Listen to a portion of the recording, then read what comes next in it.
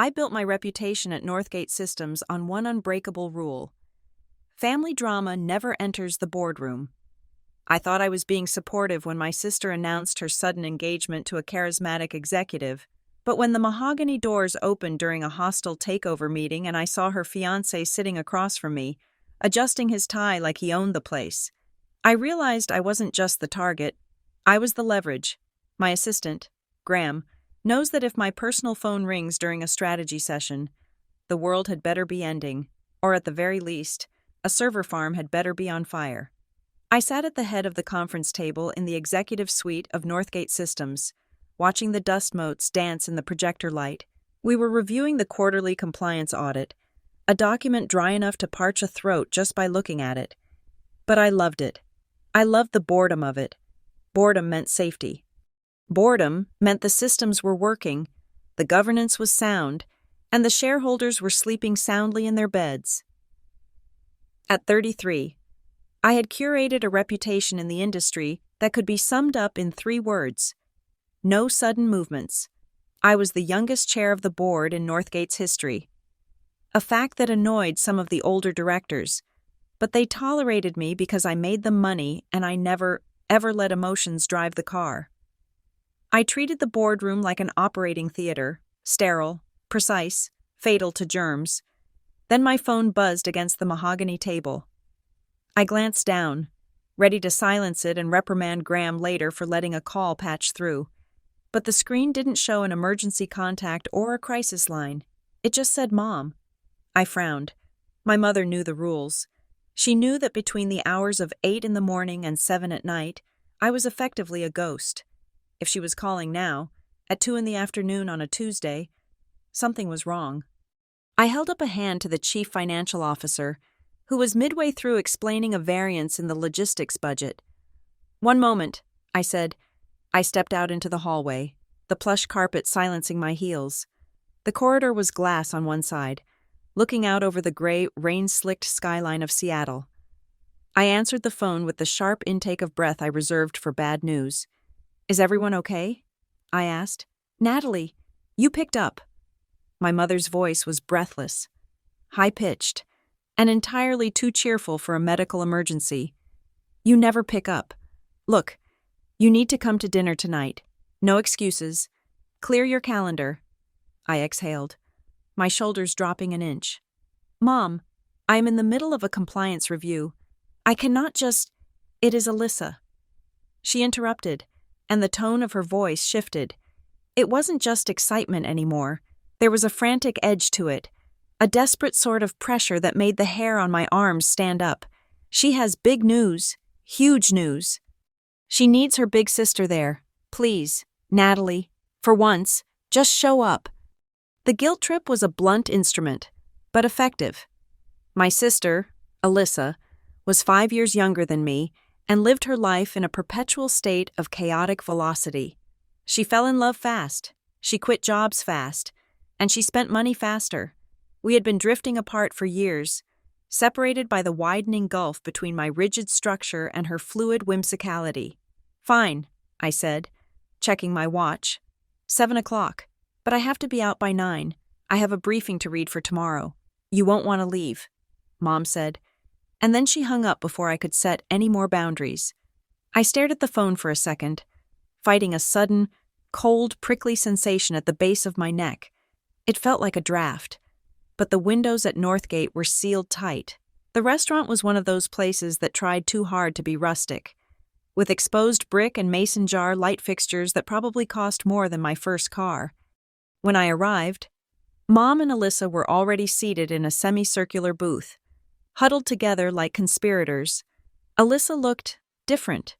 Usually, my sister dressed in oversized sweaters and vintage denim, a look she called effortless, but which I knew took her hours to curate. Tonight, she was wearing a structured cream dress that looked tailored. Her hair, usually a messy bun, was blown out straight and glossy. She looked like she was interviewing for a job at a bank, or perhaps playing the role of someone who worked at one. "Natalie!" Alyssa jumped up and hugged me. She smelled of expensive perfume, something heavy on the jasmine, which was new. She usually wore vanilla oil from the health food store. You look nice, I said, taking my seat. A bit formal for a Tuesday pasta night, isn't it? We are celebrating. Mom beamed, clapping her hands together. Tell her. Alyssa, tell her the news. Alyssa took a deep breath, looked at me with wide, shining eyes, and held out her left hand. A diamond sat on her ring finger. It was large, perhaps 2 carats, cut in an oval shape and set on a thin gold band. It caught the low light of the restaurant and threw sparks across the tablecloth. I am getting married, she squealed. I stared at the ring. It was beautiful. It was also, knowing Alyssa's financial situation, impossible. Married? I asked, keeping my voice level. Alyssa, the last time we spoke, you were seeing that guy who plays bass in the cover band. The one with the ferret, that was months ago, Alyssa said, waving her hand dismissively, though her smile tightened at the edges. This is Evan. I met him 3 months ago. Natalie, it is different this time. He is on another level. 3 months? I repeated. Mom reached across the table and swatted my arm. Do not be the skepticism police tonight. Natalie, just be happy for her. Look at that rock. It is lovely, I said, trying to inject warmth into my voice. Tell me about Evan. What does he do? Alyssa sat up straighter, a movement that felt rehearsed. He is in tech. He works at a tech giant. You know, one of the big ones. Which one? I asked. She blinked. You know, the big one. He is in development or strategy. He does high-level systems integration for them. He is incredibly smart. Natalie, he speaks your language. I took a sip of water to hide my frown. High-level systems integration was a phrase that meant absolutely nothing.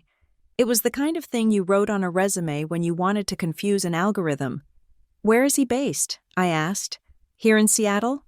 For now, Alyssa said, but that is the other thing. He is getting transferred to the headquarters in the valley soon, and I'm going with him. My eyes snapped to her hands. They were resting on the tablecloth, and they were trembling. Just a micro tremor, barely visible, but I saw it. Alyssa was terrified. Moving? I asked softly. Alyssa, you have never lived outside of Washington. You panicked when you went to summer camp in Oregon. I am ready for a change, she said, her voice rising in pitch. And Evan takes care of everything. He is so established. He is barely 35, and he is already a senior director. I looked at Mom. She was nodding vigorously, her eyes fixed on me with a pleading intensity. Play along. Her expression said, do not ruin this. It all felt staged. The dress, the hair, the ring, the vagueness. It felt like a pitch meeting where the founders didn't actually have a product yet. Just a slide deck and a dream. I would love to meet him. I said, is he coming tonight? He is stuck in meetings, Alyssa said quickly. You know how it is. Tech giants. They work around the clock. But we can video call him. He really wants to meet you. He knows all about you. Natalie. He is very impressed by your position at Northgate. She pulled out her phone. A brand new model, I noticed. Not the cracked screen she had last week, and tapped the screen. A moment later, she propped it up against the salt shaker. The face that appeared on the screen was undeniably handsome. Square jaw, perfect teeth, hair swept back in that aggressive corporate style that requires expensive product. He was wearing a crisp white dress shirt with the top button undone, and behind him, I could see what looked like a glass-walled office with a blur of city lights. Evan, Alyssa chirped. Say hi to my sister. Natalie. The famous Natalie. Evan smiled, and it was a good smile. Practiced, warm, but with a coolness behind the eyes. Natalie, he said. His voice was deep, smooth baritone. It is a pleasure to finally meet the woman behind the myth. Alyssa says you run that boardroom with an iron fist. I leaned toward efficiency. I said, keeping my face neutral, it is nice to meet you. Evan, I hear congratulations are in order. And a relocation? Yes, he said, leaning back in his chair. The company is moving me to the Nexus. We are scaling up the throughput on the new legacy architecture, and they need me close to the core servers to manage the latency.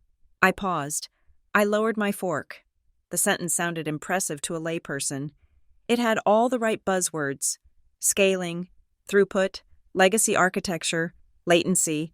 But to anyone who actually worked in the industry, it was nonsense.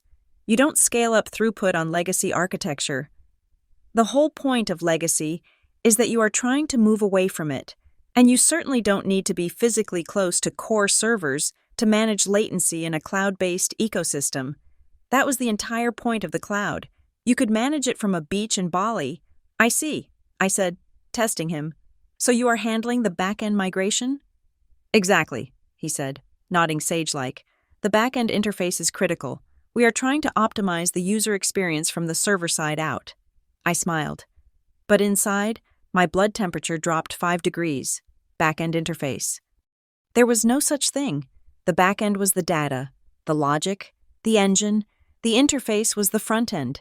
He was mixing up terms that a first-year computer science student would know. That sounds challenging. I said, It is, he said, but the compensation package makes it worth it.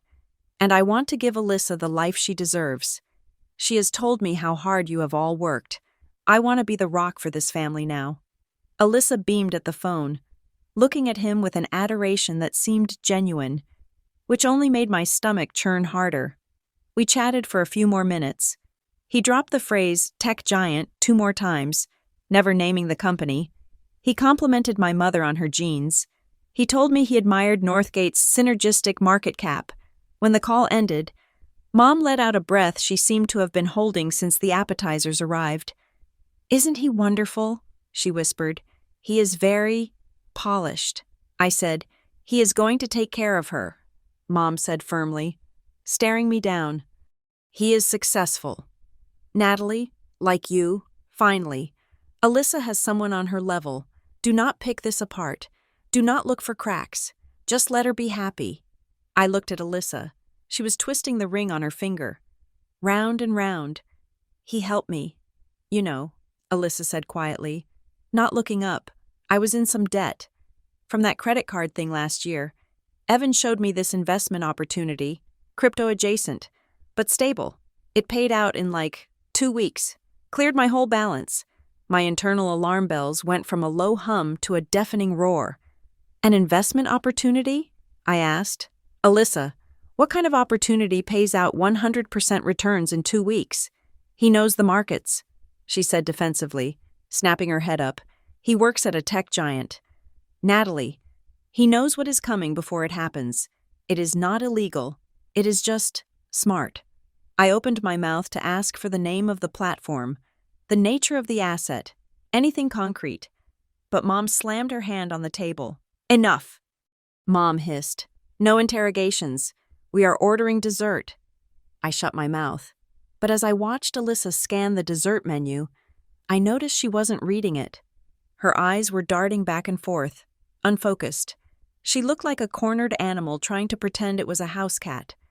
That night, I sat in my home office, the glow of my 3 monitors illuminating the room in cool blue light. I did not hack. I did not break laws. I believed in the sanctity of privacy, up to a point, but I was also a realist. I started with the image of Evan I had screenshotted during the video call. I ran a reverse image search. Nothing direct. No exact matches on stock photo sites, which was a good sign, but also no matches on corporate leadership pages. I searched for Evan Hale in Seattle. There were dozens. I narrowed it down by technology. Director. Software. I found a LinkedIn profile. It looked perfect. Too perfect. The photo was a professional headshot. High resolution. His summary was a block of text dense with keywords. Strategic visionary, enterprise leadership, cross-platform optimization. I scrolled down to his experience. The companies listed were real, but the dates were vague. Senior consultant, 2018 to 2021. Director of Innovation, 2021 to present. But the director role listed the company simply as Global Tech Leader, NDA protected. I clicked on his endorsements. He had over 500 connections. He had glowing reviews from people with generic names like John Smith and Sarah Jones. Evan is a true leader who drives results. Written by Mark D. Evan is a visionary who drives results. Written by Lisa P. A results-driven leader with vision. Written by Todd K. The syntax was identical. The cadence was robotic. These weren't people. They were bots. Or one person with a lot of time and a thesaurus. I leaned back in my chair, rubbing my temples. A fake LinkedIn profile wasn't a crime. People padded their resumes all the time, but combined with the ring, the investment that paid off magical debts, and the gibberish he spoke on the phone, my sister wasn't marrying a tech executive. She was marrying a simulation. I thought about the debt Alyssa mentioned. If Evan had paid it off with an investment scheme, where did the money actually come from? Was he shuffling money to her to buy her trust? Or was he using her to wash something else? I needed to sleep. I had a board meeting in 2 days, and Northgate was in the middle of a delicate negotiation with a cloud vendor. I couldn't let my sister's bad taste in men derail my focus, but sleep was thin that night. I dreamt of wolves wearing suits, sitting at my dinner table, using the wrong forks. 2 days later, on Thursday morning, the bomb dropped. I was in my office at Northgate, reviewing the minutes from the previous committee meeting, when a calendar notification popped up on my screen. It was red. High priority. Subject: Emergency Session, Board of Directors. From Darren Pike, CEO. Time: today, 4 p.m. Agenda: Unsolicited Acquisition Proposal. Vantage Crest Holdings. I stared at the screen. Northgate wasn't for sale. We were profitable, growing, and fiercely independent. We had fended off suitors before, usually big players like Oracle or Salesforce. But Vantage Crest Holdings? I had never heard of them. I typed the name into my terminal. A website came up. It was sleek, modern, and utterly void of information. It featured stock videos of wind turbines, diverse people shaking hands in glass rooms, and streams of binary code. About us. Vantage Crest Holdings is a premier capital allocation firm dedicated to unlocking value in underutilized assets.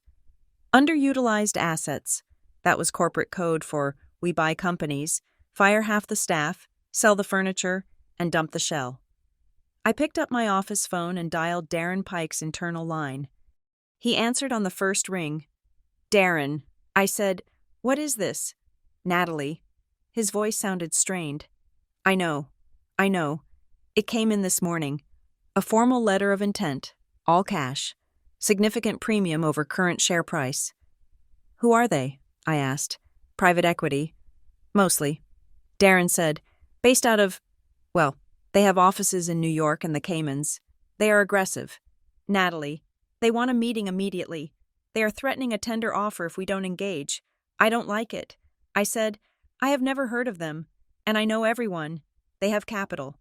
Natalie, real capital. We have a fiduciary duty to review it. I sighed.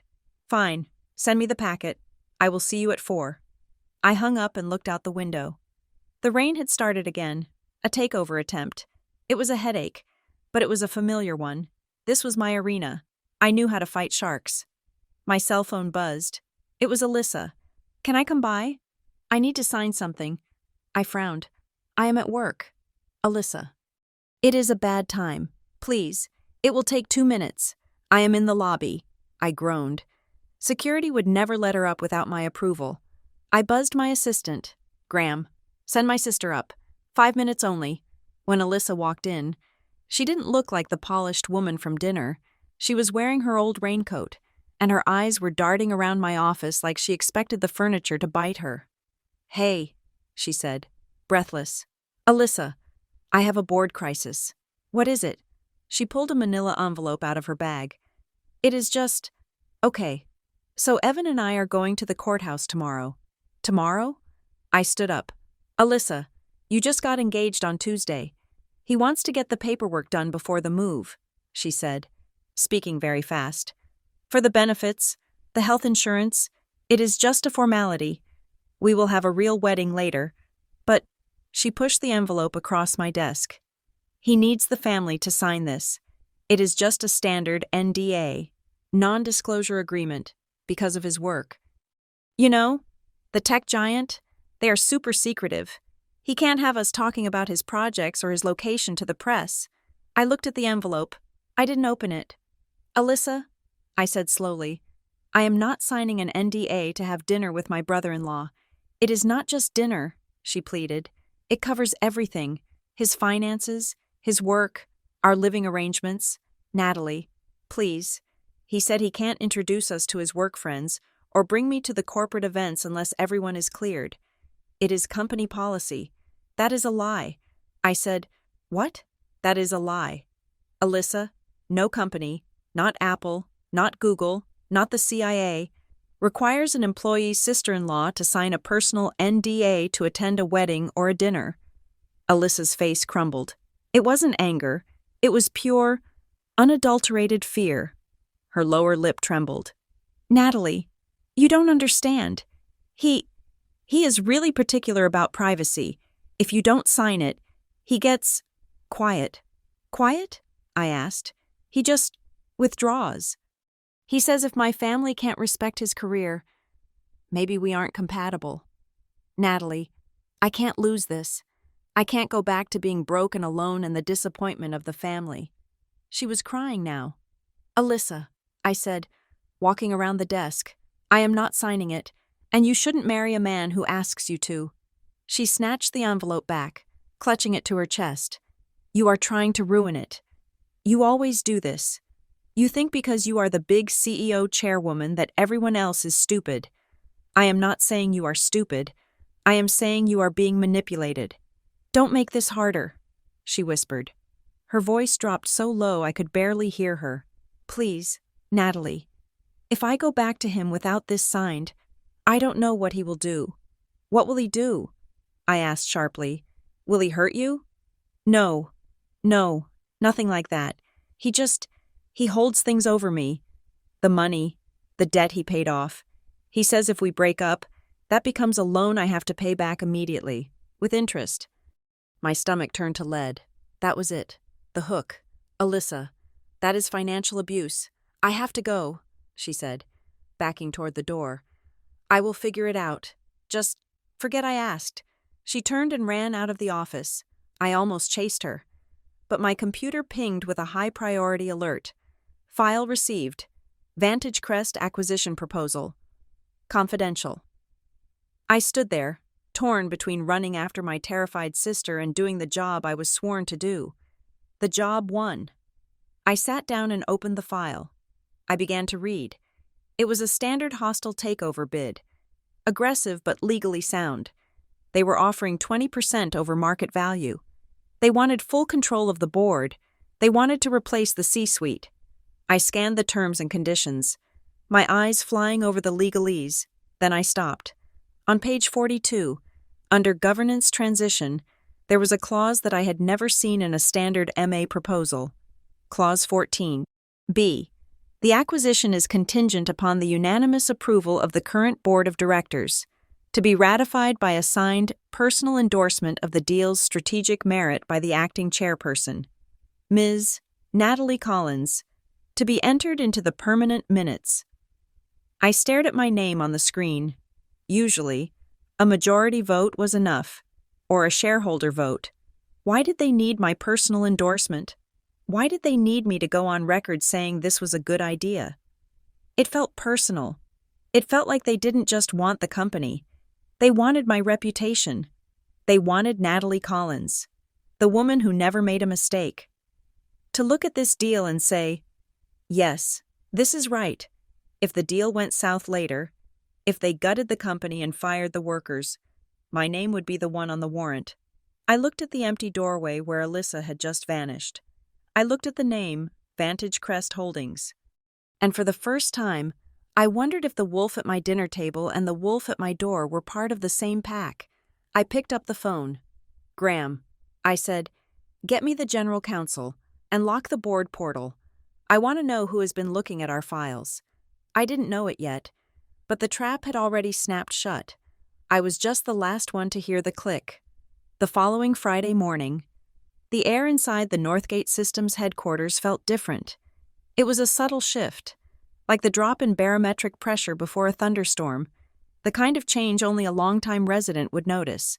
I had arrived at 6 a.m, 2 hours before the staff usually trickled in, hoping to get a head start on the Vantage Crest due diligence, normally, at that hour.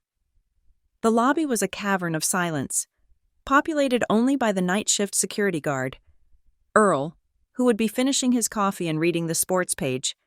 But today, Earl was gone. In his place were two men I did not recognize.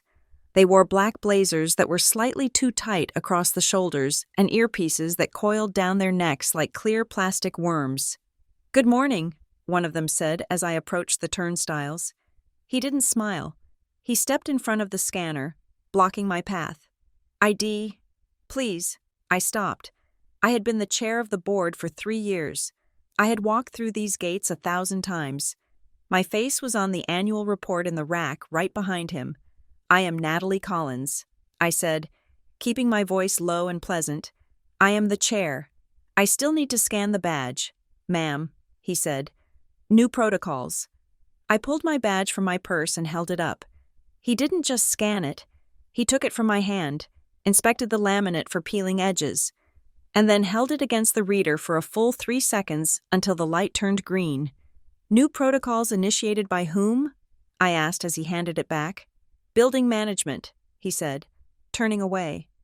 I walked to the elevator, my heels clicking loudly on the polished stone floor.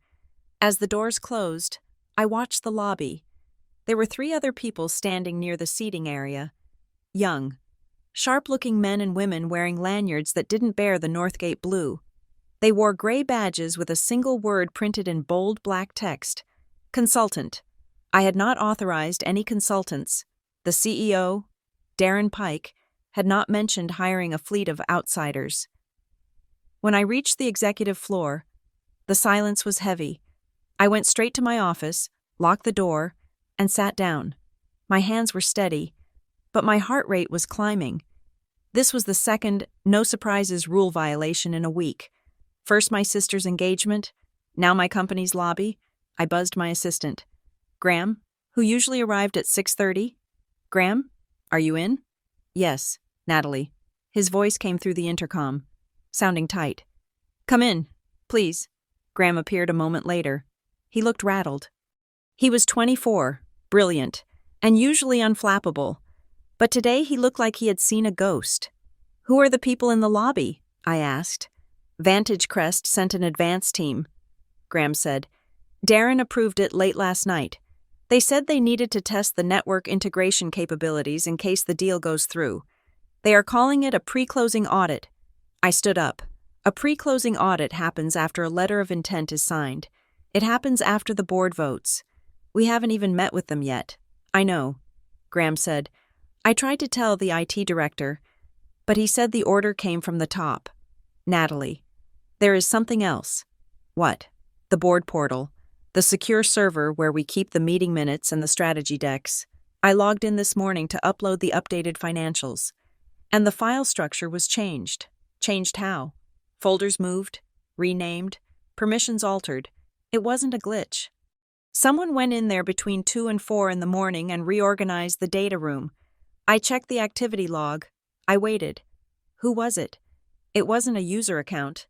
Graham said, it was a device ID, generic admin access, labeled system_override_04. I stared at him. That meant someone had root access. Someone who wasn't us. Lock it down, I said. Revoke all admin privileges except mine and yours. If Darren complains, tell him it is a security automated response. And Graham? Yes? Don't use the internal chat today. If you need to tell me something, write it on paper. Graham nodded and left. I turned to my window. Looking out at the gray Seattle drizzle, they were testing the fences. They were seeing how fast we would react, how hard we would push back. At 8 o'clock, Miles Benton, our general counsel, knocked on my door. Miles was 60, with a mane of white hair and the weary expression of a man who had spent 40 years reading fine print. He closed the door behind him and didn't sit down. "I don't like this." "Natalie," he said. "The consultants?" I asked. "The lawyers," he said. "Vantage Crest's legal team. They have been blowing up my phone since yesterday. They want to schedule a closing date. We haven't even agreed to a price." I said, "They are treating the deal as done." Miles said, "And they keep trying to get me on voice calls. No emails, no paper trail. They want to discuss contingencies and retention bonuses for the executive team. But every time I ask them to put it in writing, they say they will draft a memo later. It is sloppy, or it is strategic. Strategic," I said. "If it is not in writing, it never happened. They are offering bribes." Miles rubbed his face. "That is my read. They are trying to separate the herd. They want the executives thinking about their new yachts, not about the solvency of the company, and they are pushing for a vote on Monday." "Monday?" I laughed, a harsh sound. "That is 3 days away. We need 6 weeks for proper diligence. They claim their offer expires Tuesday morning," Miles said. "Exploding offer. Classic pressure tactic. But Natalie, they know things." "What kind of things?" "They knew about the pending lawsuit with the vendor in Ohio. That hasn't been made public yet. It is in a sealed file." I felt a chill. The only people who knew about the Ohio lawsuit were the executive team and the board. "We have a leak," I said. Miles nodded. "A big one." I spent the next hour reviewing the Vantage Crest proposal again. It was a masterpiece of corporate obfuscation. They used words like synergy and optimization to hide the fact that they had no plan other than stripping the assets. But the numbers looked good. On the surface, the cash offer was 20% above our trading price. For a shareholder looking for a quick exit, it was tempting. I needed to clear my head. I needed to hear a voice that wasn't trying to sell me something. I picked up my cell phone and dialed Alyssa. It went straight to voicemail. "Hey, this is Alyssa. I'm probably busy being awesome, so leave a message." The cheerfulness of her outgoing message felt like a relic from a different era. "Alyssa, it is me." I said, I wanted to check in. I am worried about you. Please call me back. I am not angry about the NDA. I just want to talk." I hung up. I stared at the phone. A moment later, it buzzed. I snatched it up, expecting Alyssa's name. It was a text from an unknown number. "Please stop digging. You are going to embarrass your sister." I froze. I reread the words. Then, a second message came through. An image. I tapped it. It was a photo taken from street level. Looking up at the Northgate building, I could see the window of my office. I could see a silhouette standing in the window. Me. The photo had been taken 5 minutes ago. I stepped back from the glass instantly, my heart hammering against my ribs. I looked down at the street, scanning the cars, the pedestrians with umbrellas. There were hundreds of people. It could have been anyone. I wasn't just fighting a hostile takeover. I was being watched. "Who has my number?" I whispered to the empty room. "Alyssa. Mom. The board. Did Evan have it?" The thought made me sick. If Evan had my number, it meant Alyssa gave it to him. If Evan was having me followed, it meant he knew I was a threat. And if he knew I was a threat, he wasn't just some random con artist dating my sister. He was a professional. At 10 o'clock, I went to the break room to get coffee. I needed to walk, to move, to prove to myself that I wasn't a prisoner in my own building. I passed by the conference room where Darren Pike, our CEO, was holding court. The door was ajar. Darren was a tall man with a booming voice and a charisma that worked well on cable news, but less well on spreadsheets. He was talking to 2 board members, Susan and Robert. "It is inevitable, Robert," I heard Darren say. His voice was low, conspiratorial. "Look, I love Natalie. She is brilliant. But let us be honest. She is under a lot of strain." I stopped. I stood just out of sight, pressing myself against the wall. "Strain?" Robert asked. "Family issues," Darren said, his voice dripping with faux concern. "Her sister is, well, she is a handful, always in trouble. Natalie has been distracted for months dealing with the fallout. And now this engagement? I think she is projecting her personal stress onto this deal. She is getting emotional. I felt the blood rise in my cheeks. Emotional. The weaponized word used to dismantle any woman who dared to ask hard questions. She seems focused to me, Susan said. She is masking it. Darren countered. But I have seen the emails. She is paranoid. Susan, she is seeing ghosts in the machine. We need to protect the shareholder value from personal volatility. I wanted to kick the door open. I wanted to storm in there and throw the consultant badges on the table and ask Darren how much Vantage Crest was paying him to sell us out, but I didn't. That was what emotional Natalie would do. No drama. Natalie took a breath, smoothed her skirt, and walked past the door without glancing in. Her steps rhythmic and calm. I would not give him the satisfaction of a reaction. I would file this away. Darren was compromised. He wasn't just lazy, he was active opposition. I continued down the hall and nearly collided with Celia Ward. Celia was the longest-serving member of the board. She was 72, a former judge, and sharp as a tack. She grabbed my arm, her grip surprisingly strong. "Natalie," she whispered, "in here." She pulled me into a small supply closet and shut the door. The smell of floor wax and paper towels was overwhelming. "Celia, what are you—" "They called me," she said. Her eyes were wide behind her spectacles. Vantage Crest. A man named Ronan Fisk. "When?" "Last night. At my home number." "Natalie, nobody has my home number except the board secretary." "What did he say?" "He offered me a seat," she said.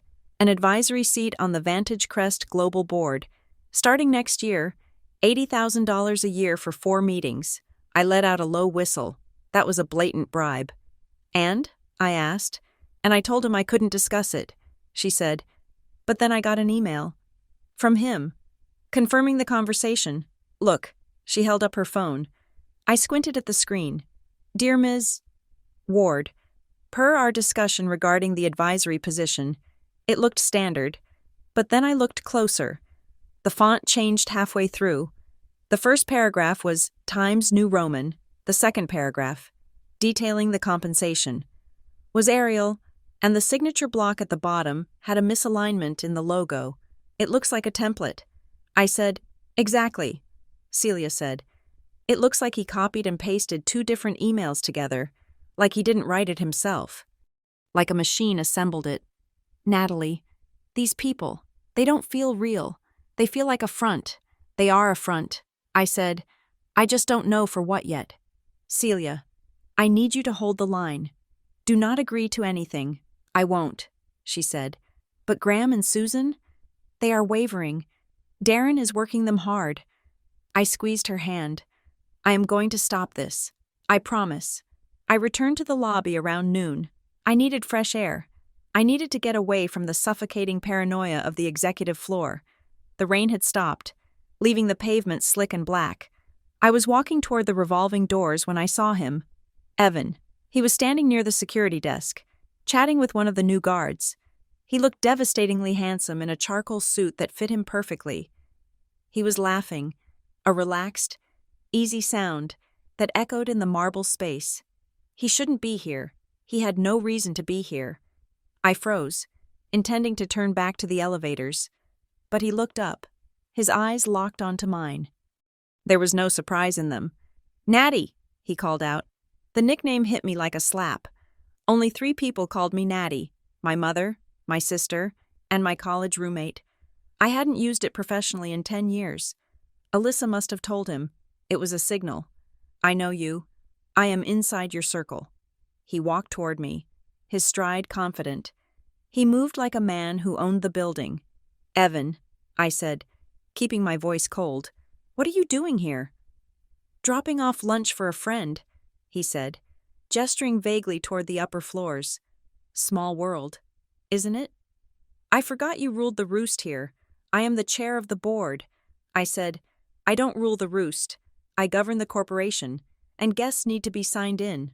"Oh, I am signed in," he said, flashing that perfect, empty smile. Badge and everything. He tapped his lapel. There was a visitor badge clipped there. Evan Hale. Guest of D. Pike. Darren. Of course. You know Darren? I asked. We go back, Evan said. Met at a conference in Davos a few years ago. Great guy. Visionary. Davos. Another buzzword. Darren hadn't been to Davos in 5 years. Listen, Evan said, stepping closer. He invaded my personal space just enough to be uncomfortable, but not enough to be aggressive. It was a calibration. I am glad I ran into you. She is really stressed about this whole NDA thing. I am not signing it. Evan, I know, he said, and that is fine. Really, I respect a woman who sticks to her guns, but you have to understand, family gets messy when money gets big. Is that a threat? I asked. No. He looked genuinely hurt. No, Natty, it is advice. I see what is happening here. The takeover, the pressure, it breaks people. I just don't want Alyssa to get caught in the blast radius if you decide to play hero. He leaned in, his voice dropping to a whisper. Everyone has pressure points. Natalie, even you. You have this reputation for being made of ice, but ice cracks if you hit it at the right frequency. Just be careful. For Alyssa's sake. He pulled back and smiled again, the mask sliding back into place. Anyway, great to see you. We should do dinner soon. Once the dust settles. He walked away, heading toward the elevators. He didn't look back. I stood there, trembling. He wasn't charming me. He wasn't even trying to lie to me. He was assessing me. He was poking the animal to see if it would bite or run. He knew about the takeover. He knew Darren. He knew my nickname. He was already inside. I texted Alyssa. Meet me. Now. The coffee shop on 4th. If you don't come, I am coming to your apartment with the police. It was a bluff, but it worked. 20 minutes later, Alyssa walked into the coffee shop. She looked wrecked. Her eyes were puffy and red, but her makeup was applied with surgical precision, a thick layer of foundation trying to hide the stress lines. She was wearing the diamond ring. It looked heavy on her hand. Natalie, stop, she hissed as she sat down. Stop threatening me. I am not threatening you, I said, reaching across the table to take her hand. Her skin was cold. I am trying to save you. Alyssa, I just saw Evan at my office. He was with the CEO. She looked away. I know. He had a meeting. He threatened me. Alyssa, he didn't, she said automatically. He is just protective. He says you are trying to sabotage his career because you are jealous. Jealous? I almost laughed. Alyssa, look at me. What is really going on? The truth? She stared at her latte. She picked at the cuticle of her thumb until it bled. We took out a loan. She whispered. A loan? I asked. For what? For the wedding, she said. And the move. Evan said his assets are tied up in the merger until next quarter. He needed liquid cash for the vendors, the deposit bundle. The deposit bundle. Another nonsense phrase. How much? Alyssa. She mumbled a number. What? 50,000? She said. My jaw dropped. $50,000? Alyssa, you work as a receptionist at a yoga studio. How did you get a $50,000 loan? Evan co-signed. She said quickly, he used his credit, but the loan is in my name primarily. He said it was better for my credit score to build history. He said he would pay it off as soon as his bonus clears. I closed my eyes. It was the classic setup, the romance scam 101. Put the debt in the victim's name, promise to pay it, and then vanish. Where is the money now? I asked. In the joint account, she said. Have you checked it? She flinched, a physical flinch, as if I had raised a hand. He moved it to the investment platform. She said, her voice shaking. To grow it while we wait for the vendors. He said it would earn 10% a week. Oh, God, I whispered. Alyssa, the money is gone. It is not gone, she snapped, tears spilling over. He showed me the dashboard. It is up to 55,000 already. It is a screen. Alyssa, it is pixels. It isn't real. People stared at us. I lowered my voice. Alyssa, listen to me. He is using you. He is using you to get to me, and he is using you to steal money. You have to walk away. Right now. Come stay with me. I can't." She sobbed. "I signed the papers. If I leave, the loan is due immediately. He told me. It is in the fine print. I can't pay $50,000. Natalie. They will garnish my wages. They will ruin me. We can fight it." I said, "I have lawyers." "No," she said, standing up. "You don't understand. He knows things. He knows about the time I got arrested in college. The shoplifting." I stared at her. Mom and I had buried that. We had the record expunged. He said he would put it on the internet. Alyssa whispered, "He said he would send it to your board of directors. He said he would title it, 'The Criminal Sister of the High and Mighty Chairwoman.'" She wiped her face, smearing the expensive foundation. "Just stop digging. Natalie, please, just let him do his deal. Let him get his bonus. Then he pays the loan, and we move away. And you never have to see us again. Just let him win." She turned and ran out of the shop. I sat there for a long time. My coffee went cold. He wasn't just after the money. He was holding my sister hostage with shame. He had weaponized her past to ensure my compliance in the future. Just let him do his deal. The Vantage Crest deal. It all connected. Evan wasn't just a scammer who happened to stumble into a takeover target. He was the point man. He was the grease in the gears. He had seduced the sister of the chairperson to ensure the chairperson would be too compromised to fight back. I looked at my watch. 3:45 p.m. The emergency board meeting was at 4. I stood up. I smoothed my blazer. I put on my glasses. I wasn't going to run. I wasn't going to hide. I walked back to the Northgate building. I walked through the lobby, ignoring the consultants. I took the elevator to the top floor. Graham was waiting outside the boardroom. He looked pale. "They are all in there," he said. "Who?" "Everyone," he said. I took a deep breath. I placed my hand on the polished brass handle of the double doors. I pushed them open. The boardroom was a vast space, dominated by a 30-foot table of reclaimed teak. The view of the city was panoramic. Darren Pike sat at the far end. The entire board was present, and along the left side of the table sat the Vantage Crest delegation, 3 men in suits that cost more than my car, and in the middle of them, sitting comfortably with a leather portfolio in front of him, was Evan. He wasn't wearing the guest badge anymore.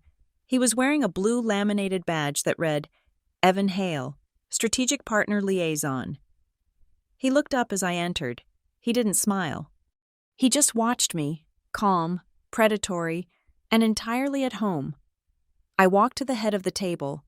My legs felt like wood, but my face was stone. I set my notebook down. I looked at Darren. I looked at the Vantage Crest team. And finally, I looked at the man who was engaged to my sister.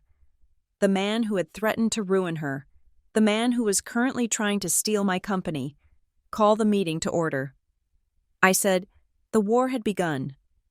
The silence in the boardroom was not empty. It was heavy, pressurized, like the air inside a diving bell that had descended too deep. I stood at the head of the long teak table, my hands resting flat on the cool wood. I could feel the pulse in my fingertips. Directly to my left sat Darren Pike, our CEO, who was studying his cuticles with fascinating intensity. Down the length of the table were the 7 other board members, men and women I had worked with, debated with, and trusted for years. They looked everywhere but at me. And across from me, in the seat reserved for the lead presenter, sat Ronan Fisk, a man with a face like a sledgehammer wrapped in expensive skin cream. Next to him was Evan Hale. Evan did not look away. He wore that same serene, predatory expression he had worn in the lobby, the look of a man who knows the game is rigged because he is the one who shuffled the deck. The badge on his lapel, Strategic Partner Liaison, caught the overhead light. I took a slow breath, inhaling the scent of stale coffee and ozone. My first instinct was to scream. My first instinct was to demand security remove him, to flip the table, to drag my sister's fiancé out by his perfectly tailored collar. But that was what he wanted. He wanted emotional Natalie. He wanted the unstable sister. I gave him the Ice Queen instead. I will call this emergency meeting of the Northgate Systems Board of Directors to order. I said, my voice was steady, dropping a full octave into my professional register. The time is 4:02 p.m., Graham. Please record the attendance. Graham, sitting in the corner with his laptop, typed furiously. His eyes darted toward Evan, then back to me, wide with panic. Before we proceed with the presentation from Vantage Crest, I continued, keeping my eyes fixed on Ronan Fisk, I must insist on a formal procedural step, as per our corporate bylaws and the Sarbanes-Oxley governance standards. We must open the floor for immediate disclosure of any conflicts of interest, familial relationships, or prior financial entanglements between the board, the executive team, and the visiting delegation. The room went deadly quiet. I looked directly at Evan. Mr. Hale, I said, do you have any disclosures to make regarding your relationship to any member of this board? Evan's smile didn't waver, but the corners of his eyes tightened. It was a microscopic shift, a flicker of annoyance. He opened his mouth to speak, but Ronan Fisk cut in, his voice booming and jovial. Ms. Collins, let us not get bogged down in technicalities before we even say hello, Ronan said, leaning forward. Mr. Hale is here strictly in an advisory capacity to Vantage Crest. His personal life is hardly relevant to the capital structure of this deal. We are here to talk about saving your company, not about who knows who from the country club. I did not blink. Procedural integrity is not a technicality. Mr. Fisk, it is the law, and for the record, Northgate Systems does not need saving. We posted a 12% profit last quarter. Ronan chuckled, a dry, condescending sound. On paper, sure, he said, but we have run the real numbers, and that is why we are here, to stop the bleeding before the patient knows they are dead. He gestured to the wall. The lights dimmed automatically, and the projector screen descended. Proceed, I said, sitting down. I kept my pen poised over my notebook. I didn't look at Evan again. I treated him like a piece of furniture. But I could feel his gaze on the side of my face, burning like a laser pointer. Ronan Fisk stood up and began the pitch. It was a performance. He paced the room, using his hands to chop the air, his voice rising and falling with the cadence of a preacher. Northgate Systems is a legacy success, he began, a titan of the mid-2000s. But let us be honest with ourselves. The market has shifted. The cloud architecture you built your reputation on is obsolete. You are a dinosaur grazing in a meteor shower. He clicked a remote. A graph appeared on the screen. It was a jagged red line plunging downward. This, Ronan said, pointing to the line, is your projected cash flow for the next 6 quarters. I squinted at the slide. The axis was labeled Free Cash Flow, adjusted. I raised my hand. Mr. Fisk, I interrupted. Ronan stopped, clearly irritated. Yes, Chairwoman, that graph, I said, pointing with my pen. You are using a 30-day rolling average based on Q3 expenditures. But Q3 is when we pay our annual server licensing fees. It is our most capital-intensive quarter, if you extrapolate a year based on our most expensive month. Of course it looks like we are bleeding cash. That is not a projection. That is a manipulation. Ronan didn't flinch. We simply took a conservative view of your liabilities. He said smoothly, in this economic climate, one must assume the worst-case scenario. You are projecting bankruptcy based on a seasonal variance. I said, my voice cutting through the room, that is not conservative. It is fiction. Darren Pike cleared his throat. Natalie, please, he said, his voice straining for authority. Let him finish. The cash position is tighter than you think. We have had some delays in accounts receivable. I looked at Darren. He was sweating. A thin sheen of moisture coated his upper lip. Delays? I asked. Since when? The monthly report on Monday showed 98% collection. Things move fast, Darren mumbled, looking down at his papers. Ronan clicked to the next slide. It showed a massive gold bar with the words, Vantage Crest Liquidity Injection, written across it. We are offering a complete buyout. Ronan said, all cash, $22 a share. That is a 20% premium over today's close. We take the board seats, we inject $50 million in operating capital, and we keep the lights on. The alternative. He clicked again. A slide appeared with a single word. Insolvency. The alternative is a slow, painful death. Ronan said softly. Layoffs, asset liquidation, the destruction of your legacy. He looked around the table, making eye contact with every board member. We are not the enemy, he said. We are the lifeboat. I watched the board members. Susan, who usually scrutinized every decimal point, was nodding slowly, her eyes glazed. Robert, who had fought a merger with Oracle 3 years ago, was staring at his phone, tapping out a message under the table. They weren't asking questions. They weren't challenging the absurd math. They were just waiting for it to be over. It felt like a wake. I looked at Evan. He wasn't looking at the screen. He was watching me. He gave a tiny, almost imperceptible nod, as if to say, "See? It is already done." I felt a surge of nausea. They had gotten to everyone. Bribery, blackmail, threats. I needed time. I needed to break the spell. I checked my watch. 4:45 p.m. I moved for a 15-minute recess. I announced loudly. Standing up, Ronan frowned. We have a lot of material to cover. Ms. Collins, and the offer expires at close of business. Then you should have sent the materials in advance. I said, I am not voting on the sale of a billion-dollar entity based on a PowerPoint I saw 5 minutes ago. We reconvene at 5 o'clock. I banged the gavel, a small, symbolic block of wood that suddenly felt like a weapon, and walked out of the room before anyone could object. I marched straight to the ladies' room, checked that it was empty, and splashed cold water on my face. My hands were shaking. I gripped the porcelain sink until my knuckles turned white. Get it together. Natalie, you are the wall. You are the stone. I dried my face with a paper towel and stepped back out into the hallway. Miles Benton, our general counsel, was waiting for me. He looked like he had aged 10 years since the morning. Walk with me, he whispered. We walked down the corridor toward the emergency stairwell, the only place in the building with no cameras and no microphones.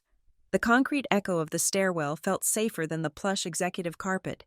Tell me, I said, leaning against the railing.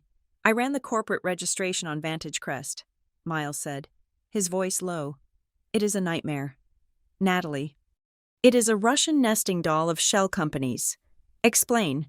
Vantage Crest Holdings is registered in Delaware. Its sole shareholder is a company called VCH Partners. Registered in the Cayman Islands. VCH Partners is owned by a trust in Nevis.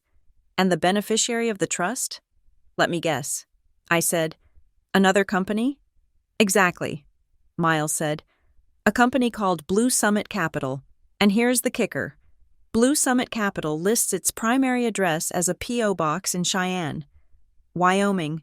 Do you know who else uses that P.O. box? I shook my head. About 400 other LLCs. Miles said, it is a corporate mill, but I found a filing error. One of the early incorporation documents for Vantage Crest listed a founding partner before it was redacted. Who? Not a person. Miles said, a firm, Stratton Oakley Services. I frowned. I don't know them. Neither did I. Miles said, so I called a friend at the SEC. Stratton Oakley is a boutique firm that specializes in distressed asset stripping. They don't save companies, Natalie. They gut them. They buy them, load them with debt, pay out massive dividends to the owners, and then declare bankruptcy. It is a bust-out scheme on a corporate scale. I felt the blood drain from my face. They aren't trying to acquire us. They are trying to loot us. And they are in a hurry, Miles said. That is the tell. Legitimate private equity takes months. These guys want the keys to the bank account by Monday morning. If they get control, they will drain the treasury before the ink is dry. We have to stop the vote. I said, we can't just say no, Miles warned. They have a majority of the board. I did a whip count during the presentation. Susan, Robert, Greg, and Darren. They are all voting yes. That is 4 against 3. They have been bought, I said, or frightened. Miles said, I saw Robert checking his phone. He looked terrified. I need to know what leverage they have. I said, I checked my phone. I had a missed call from Alyssa. I have to take this. I told Miles. Go back in. Stall them. Ask about the indemnity clauses. Ask about the pension fund. Just keep talking. Miles nodded and slipped back through the heavy fire door. I dialed Alyssa. She picked up on the first ring. Natalie? Her voice was small, trembling. Alyssa, where are you? I am at home, she said. He told me you might call. Evan? Yes. Alyssa, listen to me very carefully. You are on speakerphone? No. Good. I am in the meeting right now. Evan is sitting across from me. I know, she whispered. He texted me. He said you are being difficult. He said you are resisting the inevitable. Alyssa, this isn't a merger. It is a robbery. They are going to destroy the company. I don't care about the company, Alyssa screamed, her voice cracking. I care about my life. Natalie, you have to let it happen. You have to vote yes. Why? I asked, forcing my voice to remain calm. Tell me exactly why. Because of the loan, she sobbed. I read the contract again, the one I signed. There is a clause.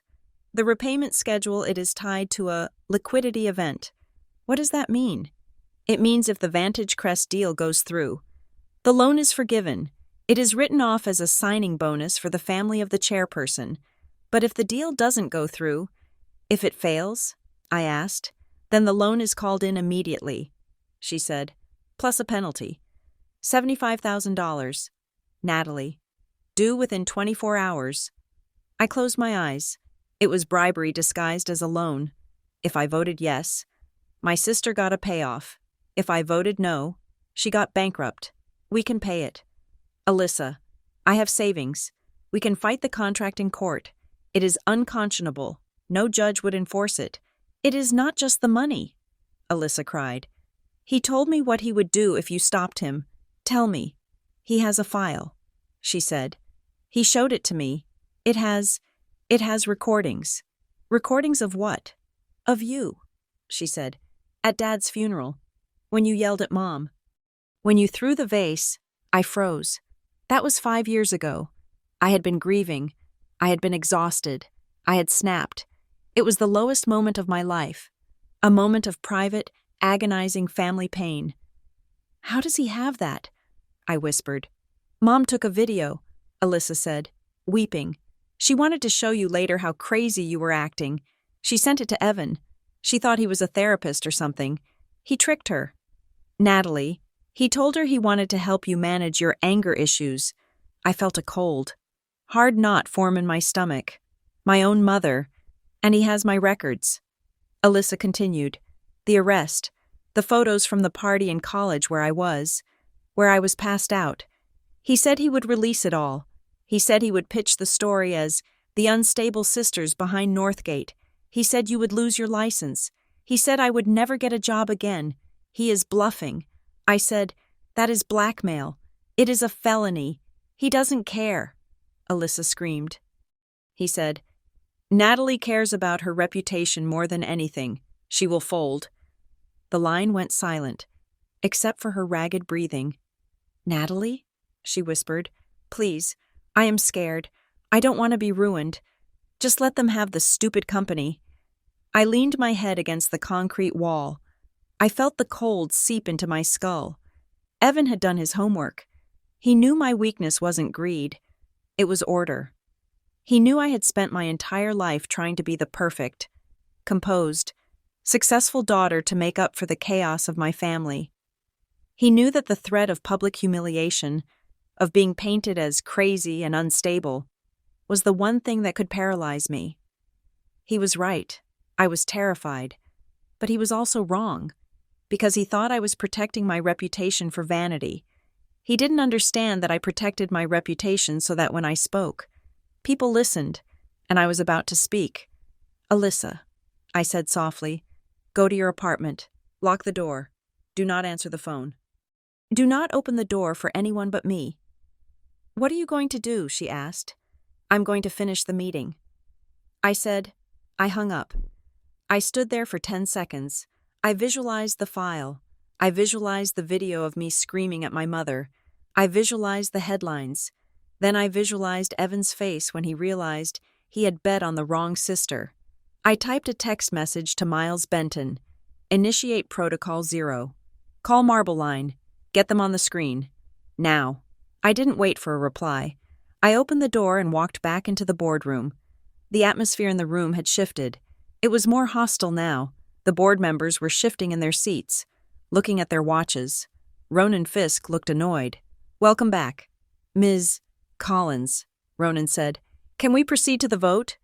We are on a tight schedule." "Not yet," I said, taking my seat. "I have a few questions about the deal protections." Ronan sighed theatrically. "Go ahead." "On slide 18, you mention a personnel retention pool," I said, flipping through the packet I hadn't read. "Can you define the vesting period for the current employees? If you acquire us, are their jobs guaranteed for 12 months? "Standard industry practice," Ronan said, waving a hand. "We assess talent on a case-by-case basis. We want to keep the best people. That is not a guarantee." I said, "That is a platitude. I want to know if there is a severance package written into the contract for the 300 engineers who built this company." Ronan's smile was tight. "We can draft a side letter regarding severance. A side letter is not binding." I said, "I want it in the merger agreement. We can discuss that during the closing phase." Darren Pike interjected, "Natalie, really, we are getting into the weeds here. The share price is the headline." I turned to Darren. "The share price is irrelevant if the company is stripped for parts." "Darren, do you have a golden parachute in this deal?" Darren flushed a deep, ugly red. That is offensive. "Natalie, I am thinking about the shareholders." I turned back to Ronan. "And what about the debt structuring? I noticed the financing for this buyout is being leveraged against Northgate's own assets. You are buying us with our own credit card. That is a standard leveraged buyout structure." Ronan snapped. "It puts the company at massive risk." I said, "If we miss 1/4 of revenue targets, the banks own us. We won't miss." Ronan said. I looked at the empty chair at the end of the table. "Where is the auditor?" I asked. Ronan blinked. "Excuse me?" "The independent auditor from Deloitte," I said. "They are required to be present for any vote regarding a change of control. I sent the invite myself." "Oh," Ronan said, checking his phone. "Yes, we spoke to them. There was a scheduling conflict. They agreed to review the minutes retroactively." "Retroactively?" I raised my eyebrows. "You want us to sell the company and ask the auditor if it was legal after the wire transfer clears?" "It is perfectly legal," Ronan said, his voice hardening. "Ms. Collins, you are obstructing. I am doing my job." I said, "And since the auditor is not here, I have taken the liberty of inviting a third-party observer to ensure this meeting complies with all regulatory standards." I looked at the Polycom screen on the wall. "Miles, bring them in." The screen flickered. The logo of Marble Line Compliance appeared. A heavy, black and gold shield that struck fear into the heart of every shady executive in the Pacific Northwest. Marble Line wasn't a law firm. They were professional witnesses. They recorded everything. They certified every word. They were the corporate equivalent of a notary public with a badge.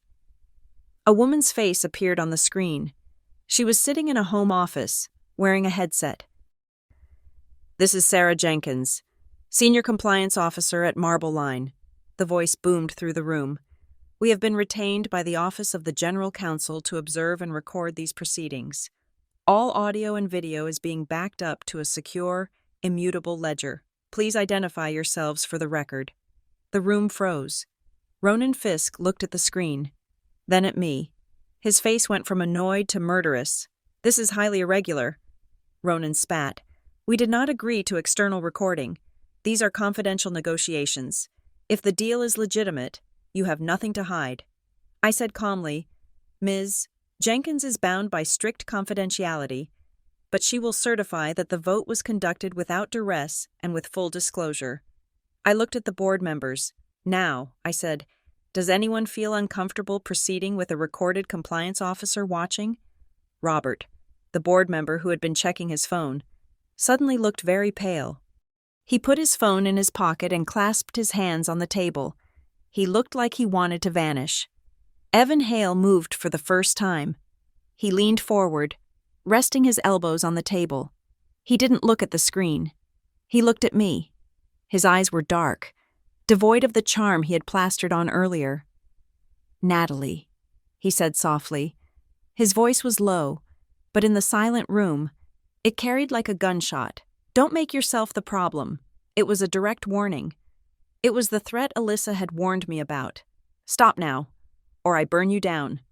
I held his gaze. I didn't blink. I didn't look at the file he was tapping with his index finger, the file that probably contained the destruction of my privacy. "Mr. Hale," I said, my voice cutting through the tension like a scalpel. "You are a guest. You do not have the floor." I turned to Ronan. "We will not be voting today," I stated. Ronan stood up, slamming his hand on the table. "You have a fiduciary duty to present this offer. If you walk away, we will sue you for breach of duty.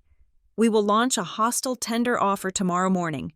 "You can try," I said, "but right now, I am moving to table the acquisition proposal pending a full forensic audit of the acquiring entity and a verification of funds by a top-tier bank." I looked at my board. All those in favor of the motion to delay? I raised my hand. Miles Benton raised his hand. Celia Ward, the older woman I had spoken to in the closet, hesitated. She looked at Evan. She looked at the compliance officer on the screen. Then, slowly, she raised her hand. That was 3. We needed 4. I looked at Graham Sloan. He was the youngest board member, easily swayed. He was looking at Darren. Darren was shaking his head violently. Graham looked at me. I didn't beg. I didn't plead. I just looked at him with the absolute, unwavering expectation of professionalism. Graham raised his hand. 4 votes. I said, "The motion passes. The meeting is adjourned." Ronan Fisk looked like he was going to explode. He gathered his papers in a violent sweep. "You are making a mistake, Collins," he hissed. "A very expensive mistake." I didn't answer him. I started packing my bag. Evan stood up slowly. He buttoned his jacket. He walked around the table until he was standing right behind my chair. He leaned down, his mouth inches from my ear. "Check your email." "Natty," he whispered. Then he turned and walked out, his entourage trailing behind him like a pack of wolves that had missed the kill but smelled blood. I waited until the door closed, my legs gave out, and I sat back down hard in the leather chair. The screen on the wall was still active. "Ms. Collins?" the compliance officer asked. "Are we done?" "No." "Sarah," I whispered, staring at the empty doorway. "We are just getting started." The days following the board meeting were not filled with shouting matches or legal notices. They were filled with silence. It was a thick, suffocating silence that permeated the hallways of Northgate Systems, the kind of quiet that falls over a forest before a predator strikes. I continued to come into the office at 6 in the morning. I continued to sign purchase orders and review code deployment schedules. I walked the floor, nodding to engineers who looked at their screens a little too intently when I passed. The attack, when it came, did not come from the front. It came from the shadows.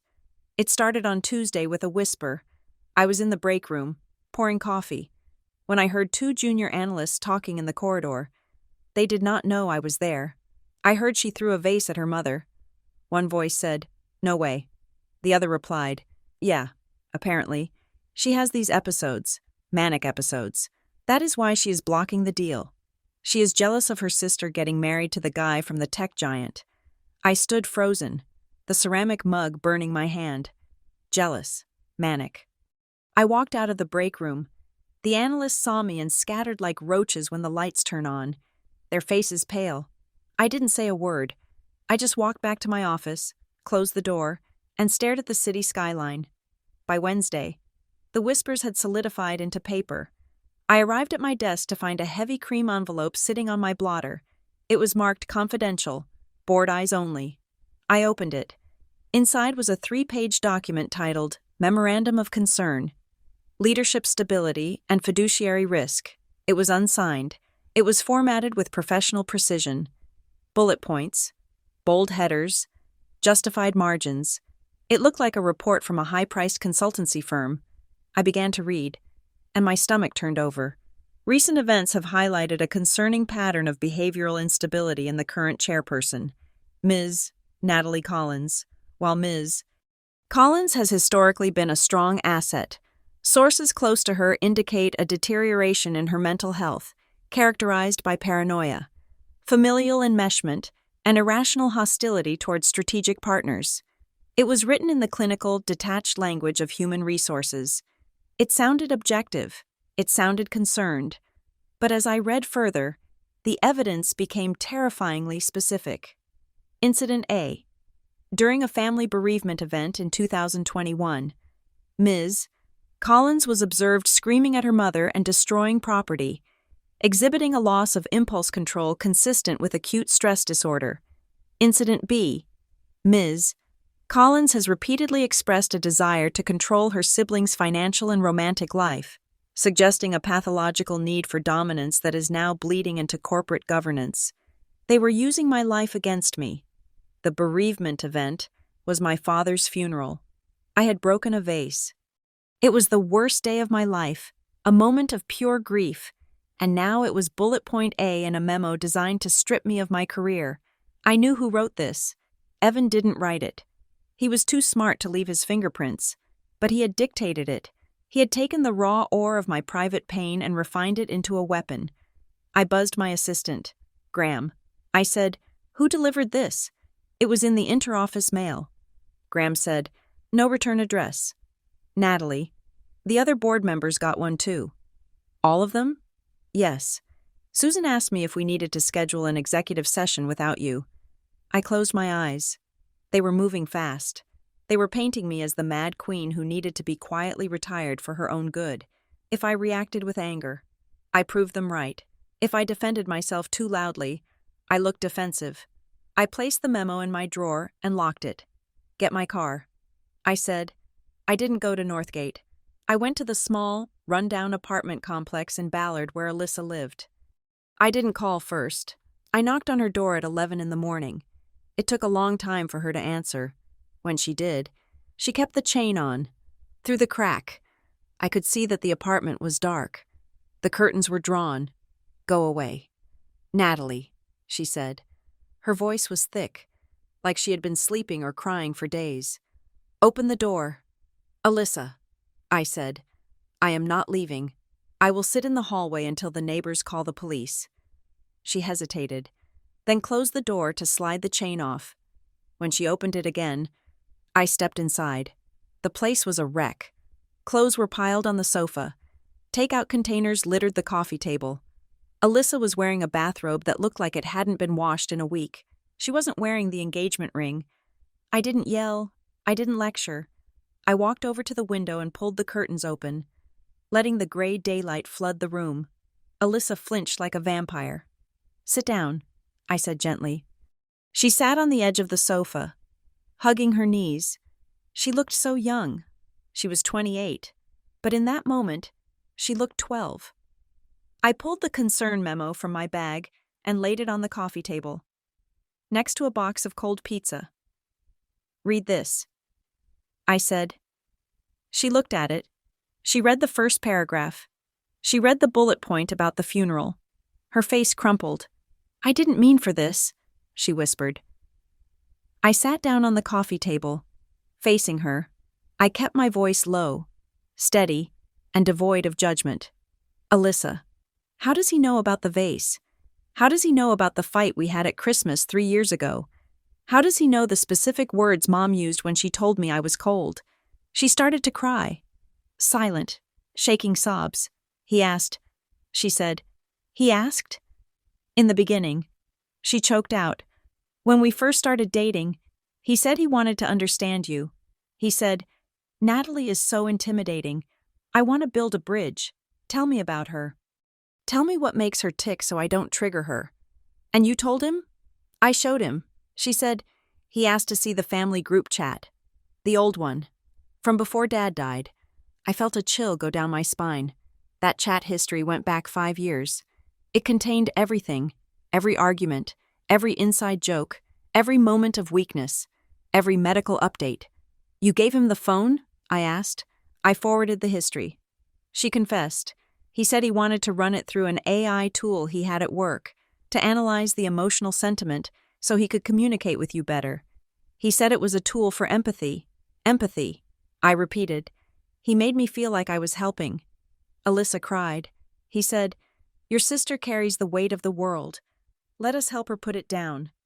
I thought he was being sweet. And the emails? I asked. I gave him the password to my old email account. She said, to find the photos for the wedding montage. I looked at my sister. She wasn't malicious. She was just desperate. She had spent her entire life feeling like the chaotic screw-up next to the perfect, successful older sister. Evan had walked in and offered her a narrative where she was the insightful one, the one who could fix the family dynamic, the one who was finally bringing a powerful man into the fold. He social engineered you. Alyssa, I said softly, I don't know what that means. It means he hacked you. I said, but he didn't use code. He used your insecurity. He used your desire to be important. He treated you like a server with a weak password. I am sorry, she wailed. I just wanted to marry up. I just wanted to be the one with the success story for once. I wanted you to look at me and be impressed. I reached out and took her hand. It was limp and clammy. I am impressed that you are telling me the truth now. I said, but Alyssa, you have to understand something. He doesn't love you. He doesn't even know you. To him, you are just an access key. You are a way to bypass the firewall. She pulled her hand away and wiped her nose. He is going to destroy you, she whispered. He told me. He said, Natalie is a structure. I'm going to demolish her. He can try. I said, but he made a mistake. What? He thought that if he embarrassed me, I would hide. He thought I was like Mom, worried about what the neighbors think. I stood up and smoothed my skirt. I don't care about the neighbors. Alyssa, I care about the truth. I walked to the door. Pack a bag. I said, go to Aunt Sarah's in Portland. Leave your phone here. Do not tell him where you're going. What are you going to do? She asked. I'm going to go to work. I said, the next morning, I convened a private meeting, not at the office and not at a restaurant. I invited Celia Ward and Graham Sloan to my house. I made tea. I served scones. It was aggressively domestic, a calculated contrast to the corporate war we were fighting. Celia looked tired. Graham looked nervous. I showed them the memo. It is garbage, Celia said, tossing it onto my coffee table. But it is effective garbage. Natalie, Susan is already talking about appointing an interim chair. She says we can't have volatility during a buyout. And you? Graham? I asked. Graham looked at his shoes. I don't think you are crazy, Natalie, but the numbers are good, and if we fight them, and the stock drops, the shareholders will sue us personally. I can't afford that. I leaned forward. Graham, I said, there is no deal. What? I am telling you. There is no money. I nodded to the kitchen. Miles Benton walked in. He was carrying a thick binder. Miles, tell them. I said. Miles set the binder down. I did a deep dive on Evan Hale's background. Miles said, not the LinkedIn version, the real one. He opened the binder. It was full of photos. Evan claims to be a top executive at a tech giant. Miles said, but he is not on their payroll. I called their HR department. They have never heard of him, but he has awards, Graham said, Innovator of the Year.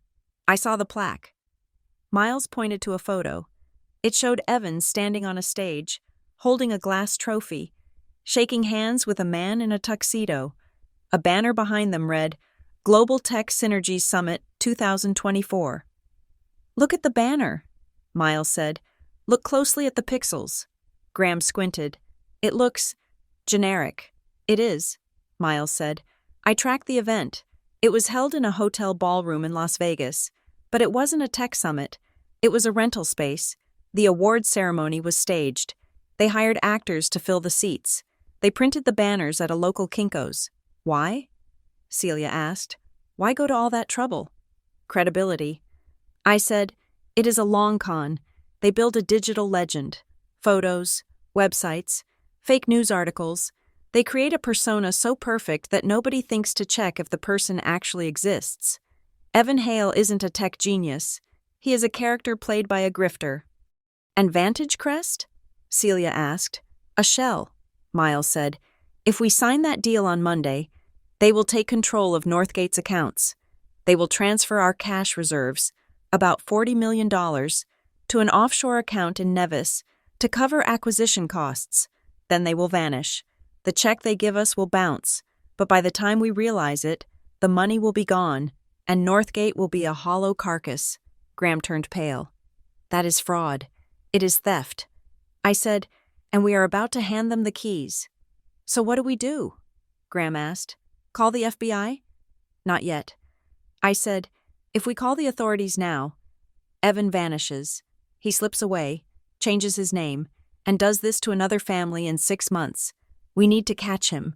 We need to nail him to the floor. How? Celia asked. We give him what he wants. I said, a vote.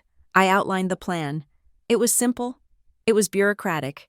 And it relied on the one thing Evan couldn't fake: institutional reality. We are going to schedule a second board meeting for Monday. I said, we will frame it as the final approval. We will tell them we are ready to sign. But?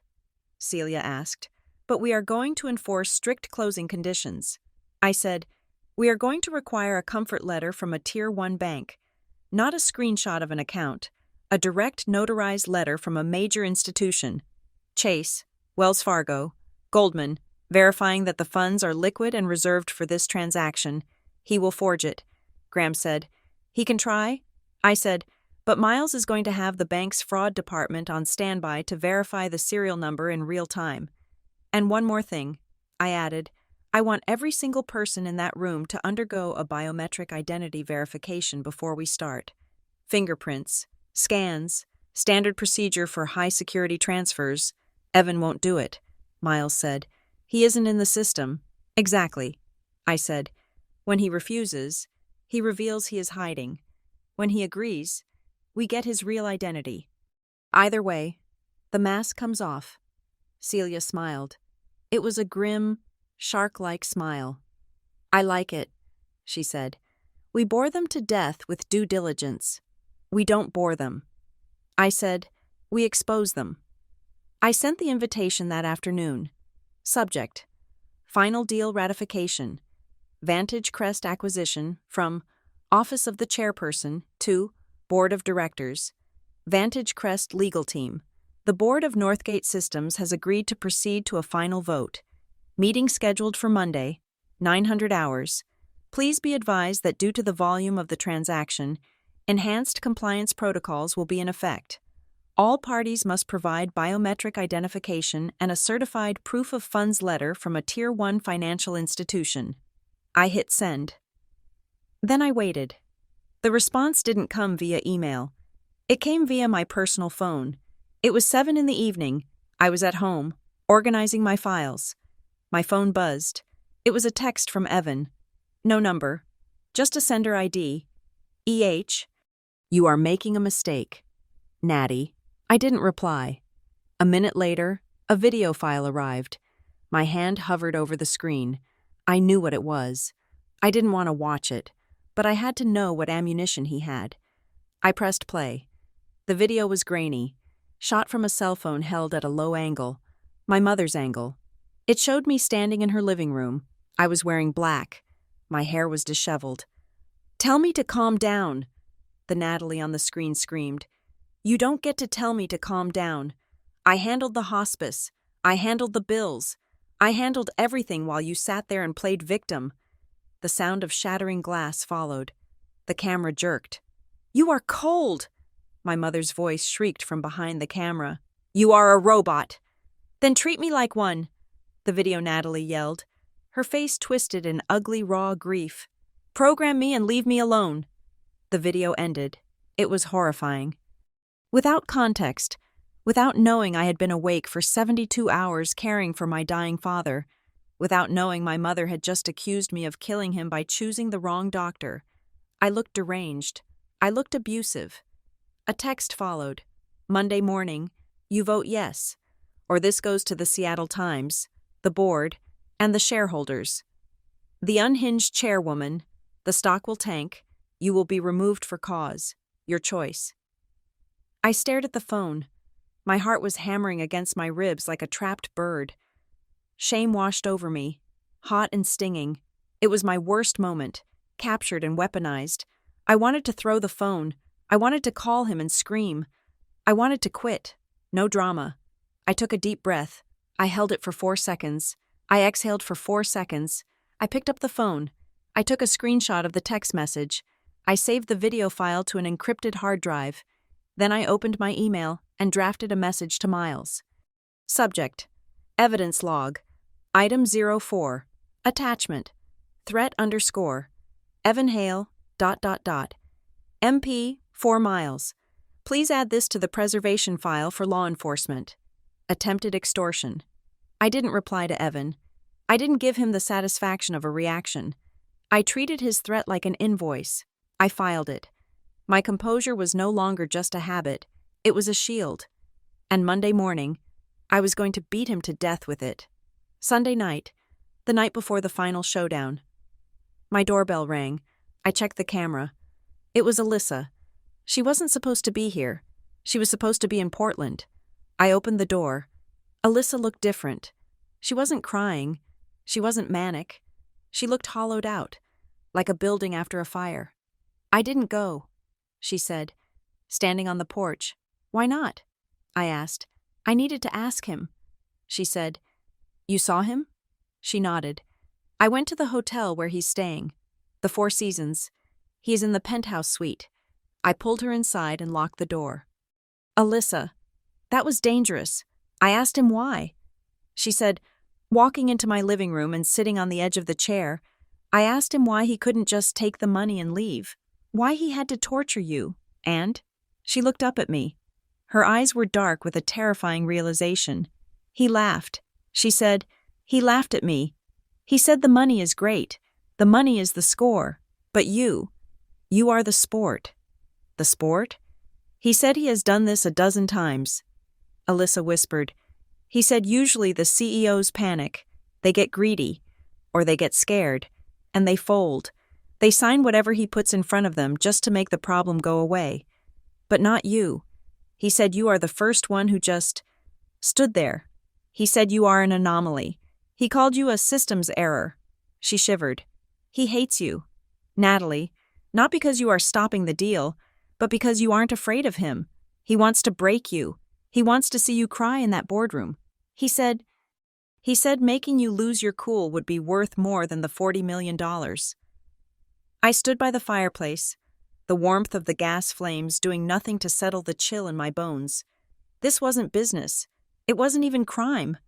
Really, it was pathology. Evan was a narcissist who had found a mirror he couldn't break, and it was driving him insane. He wants a reaction, I said softly. Yes, Alyssa said. He is obsessed with it. He is going to come at you hard tomorrow. He is going to use everything. I looked at my sister. For the first time in years. I didn't see the mess. I saw the survivor. Did you tell him about the plan? I asked. About the compliance checks? No. She said, I played dumb. I told him I was terrified of you. I told him you were on the verge of a breakdown. Good. I said, he thinks he has won. Alyssa said, he thinks you are going to walk in there tomorrow and surrender just to stop the video from leaking. I walked over and put a hand on her shoulder. He is right about one thing. I said, I am going to end it. I looked at the clock. It was 10 o'clock. Get some sleep. Alyssa, tomorrow is a work day. I went to my office. I didn't sleep. I prepared. I printed the bylaws. I printed the SEC, statutes on fraud. I printed the email logs. I was done being the victim. I was done being the sister. Tomorrow, I was just the chair. And the chair had a gavel to swing. Monday morning at Northgate Systems did not feel like a business day. It felt like an execution. The boardroom was set with military precision. I had arrived at 7 in the morning to ensure every detail was perfect. The water bottles were aligned, the notepads were fresh, and at the far end of the room, 2 large monitors were set up, glowing with the waiting feeds of our remote observers. I wore a navy suit, sharp and tailored, armor for the modern age. My hair was pulled back so tight it hurt. I checked my reflection in the window. I looked severe. I looked like the unstable woman they had described in their memo. Hardened into something brittle, but I wasn't brittle. I was diamonds. At 8:55, the players arrived. Darren Pike walked in first, looking like he hadn't slept. His tie was slightly crooked. He avoided my eyes, mumbling a greeting that died in his throat. Then the board members filed in. Susan, Robert, Graham, Celia. They took their seats in silence. There was no chit-chat about golf or grandchildren. They knew what was on the table. They had all received the concern memo. They were looking at me with a mixture of pity and fear, wondering if I was going to throw a vase or scream. Finally, the Vantage Crest delegation arrived. Ronan Fisk led the way, his chest puffed out, radiating the aggressive confidence of a man who thinks he has already won. Behind him came 2 junior associates carrying boxes of documents, the closing papers, presumably, and then Evan. He looked impeccable. He wore a suit that was a shade of blue so deep it was almost black. He walked with a relaxed, loose-limbed stride. When he saw me, he offered a small, sad smile, a performance for the board. "Look at her." The smile said, "Poor thing. We are doing her a favor." He sat down across from me. He placed his phone on the table face up. I stood. I did not smile. I did not offer coffee. I call this meeting of the Northgate Systems Board of Directors to order. I said, "The time is 900 hours. Ronan Fisk cleared his throat. "Madam Chair, before we begin, we have the closing documents prepared for signature. Given the time sensitivity of the wire transfer windows, I suggest we move directly to the vote." I ignored him. "Graham, please record the attendance." I said, "And note for the record that we are joined today by external observers." I gestured to the monitors. On screen 1, we have Ms. Sarah Jenkins and Mr. David Wu from Marbleline Compliance. They are recording these proceedings for regulatory verification. Ronan shifted in his seat. "We discussed this on Friday," he said, his voice tight. "We object to third-party recording of proprietary deal terms. Overruled." I said, "Under Bylaw Section 4.2, the Chair has the authority to invite non-voting observers to ensure governance standards are met during a change of control event." I pointed to the second screen, and on screen 2, we have Mr. Elias Thorne, senior partner at Havenport, and Rowe LLP. The room went dead silent. Havenport and Rowe was not a strip mall law firm. They were the firm you called when a government collapsed or a Fortune 500 company was indicted. They were sharks that ate other sharks. Elias Thorne was an older man with silver hair and a face carved from granite. He nodded once from the screen. "Good morning." His voice boomed through the room. "My firm has been retained by Ms. Collins personally to review the legality of this transaction and the conduct of all parties involved. We are live streaming this feed to our evidence locker." Ronan Fisk turned pale. The junior associates behind him stopped unpacking the boxes. "This is hostile," Ronan spat. "We are here to offer you a premium buyout. And you bring in litigation counsel? I am here to ensure due diligence. Mr. Fisk," I said calmly, "if your deal is solid, Mr. Thorne will be the first to congratulate you." I sat down. I folded my hands. "Now," I said, "the first item on the agenda is the verification of funds. As requested, please present the proof of funds letter from a Tier 1 financial institution." Ronan signaled to one of the associates. The young man handed over a thick cream envelope. Ronan slid it across the table to me. "Here," Ronan said, "a certified letter from Meridian Global Trust, verifying cash reserves of $60 million. More than enough to cover the acquisition and the operating capital injection." I opened the envelope. I pulled out the letter. It looked impressive. It had a gold embossed logo. It had a wet signature. It had a tracking number. I scanned it. To the Board of Northgate Systems. We hereby confirm that Vantage Crest Holdings maintains a ledger balance in excess of... I looked up at the marble line monitor. Ms. Jenkins. I said, I am uploading a scan of this document to the portal now. Please verify. I placed the letter on the document scanner built into the table. A digital copy appeared on the shared screen. There was a long silence as the compliance officers reviewed it. Ms. Collins, Sarah Jenkins said, her voice crackling with static. We are flagging an anomaly. Ronan slammed his hand on the table. This is ridiculous. That is a standard bank letter. The terminology is incorrect. Sarah continued, her voice cutting through his bluster. The letter uses the phrase, ledger balance. No Tier 1 institution uses ledger balance for a proof of funds letter regarding an MA transaction. The standard legal term is available cleared funds. Ledger balance can include pending deposits or unverified credits. It does not prove liquidity. It is a semantic difference, Ronan shouted. Furthermore, Sarah said, we just ran the ABA routing number listed in the footer. It does not correspond to Meridian Global Trust's SWIFT network. It corresponds to a third-party payment processor in Malta. The board members turned to look at Ronan. Susan's mouth was slightly open.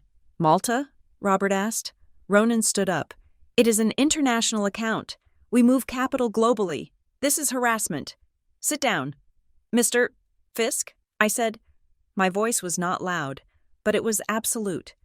He remained standing for a second, glaring at me, then sank back into his chair. We can get a clarified letter, Evan said. His voice was smooth, trying to pour oil on the water. It is a clerical error. The funds are there. Natalie, you know how banks are. I looked at Evan. I do know how banks are. Evan, I said, that is why I know they don't make clerical errors with $60 million. I turned to the next item on my list. Let us move on. I said, we will table the funds verification for a moment. I want to discuss the data room. I pressed a button on the console. A new slide appeared on the main screen. It was a log file. Lines of code, timestamps, and IP addresses. This is a security audit from Lattice Vault, our board portal provider. I said, as you know, access to the due diligence files is strictly controlled. Only board members and authorized executive officers have access. I pointed to a highlighted line in red. On Thursday morning at 300 hours, a user accessed the confidential personnel files folder. This folder contains the salary history, medical leave records, and performance reviews of every executive at this table. I looked at Darren Pike. Darren, did you authorize any external access? No, Darren whispered. He was staring at the screen, looking sick. The user ID used was a generic admin override. I continued, but Lattice Vault tracks the origin IP. I clicked the remote. The screen zoomed in on the IP address. User IP 192.168.x.x. Device name EH _mobile _pro. I looked at Evan. EH Mobile Pro. I read Evan Hale. Mobile Pro? The room went very quiet. The sound of the air conditioning seemed deafening. Evan didn't flinch. He leaned back, crossing his legs. I was doing due diligence. He said, you were not authorized. I said, and you were not looking at financial data. You were looking at personnel files. You were looking at medical records. Why? To protect the investment, Evan said, shrugging. He looked around the table, offering a conspiratorial smile to the other board members. Look, let us be adults here.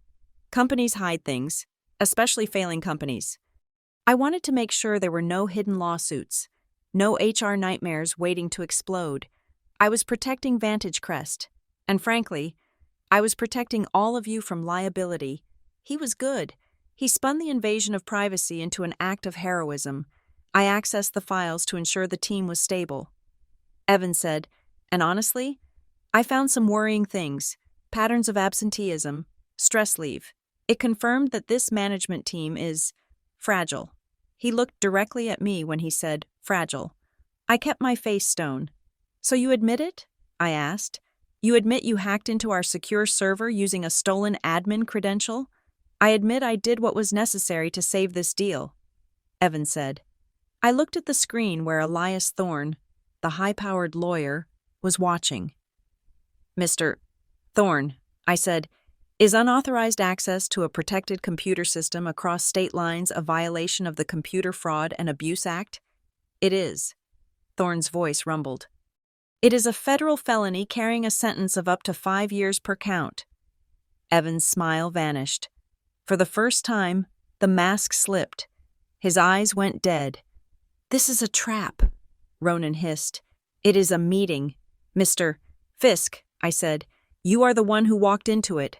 Suddenly, there was a commotion at the door. The heavy double doors swung open. The security guard, Earl, was standing there, looking flustered. Ma'am, I tried to stop her, Earl said, but she said it was an emergency. Alyssa walked past him. She was not wearing the designer dress she had worn to dinner. She was wearing jeans and a gray sweater. Her face was scrubbed clean of makeup. She looked pale, terrified, and utterly determined. Evan stood up. Alyssa? He said. His voice was sharp. A command. What are you doing here? Go back to the hotel. Alyssa didn't look at him. She walked straight to the end of the table. She gripped the back of an empty chair so hard her knuckles turned white. She looked at me. I need to speak, she said. This is a closed board session, Ronan shouted. Get her out of here. I invite her, I said loudly. As chair. I recognize Alyssa Collins. I looked at my sister. Speak. Alyssa took a breath that sounded like a sob. But when she spoke, her voice was clear. He isn't who he says he is, she said. She turned to the board members. She looked at Celia. She looked at Graham. He doesn't work for a tech giant. She said, he doesn't have a team. He has a laptop and a list of passwords I gave him. Alyssa.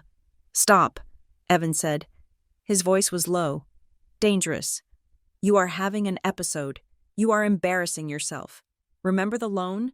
Remember what happens if you do this? I don't care about the loan, Alyssa shouted, turning to face him. I don't care about the money. She reached into her bag and pulled out a stack of papers. She threw them on the table. They scattered across the teak surface. Printouts of emails, chat logs, screenshots. He made me do it, she told the board. He told me he needed leverage on Natalie. He made me download her old emails. He made me find the video of her crying at our dad's funeral. Susan gasped. Robert looked away, ashamed. He told me to help him paint her as crazy, Alyssa said, tears finally spilling over. He said if we could make the board think Natalie was unstable, you would vote him in just to get rid of her. He used me. He used me to hurt my sister.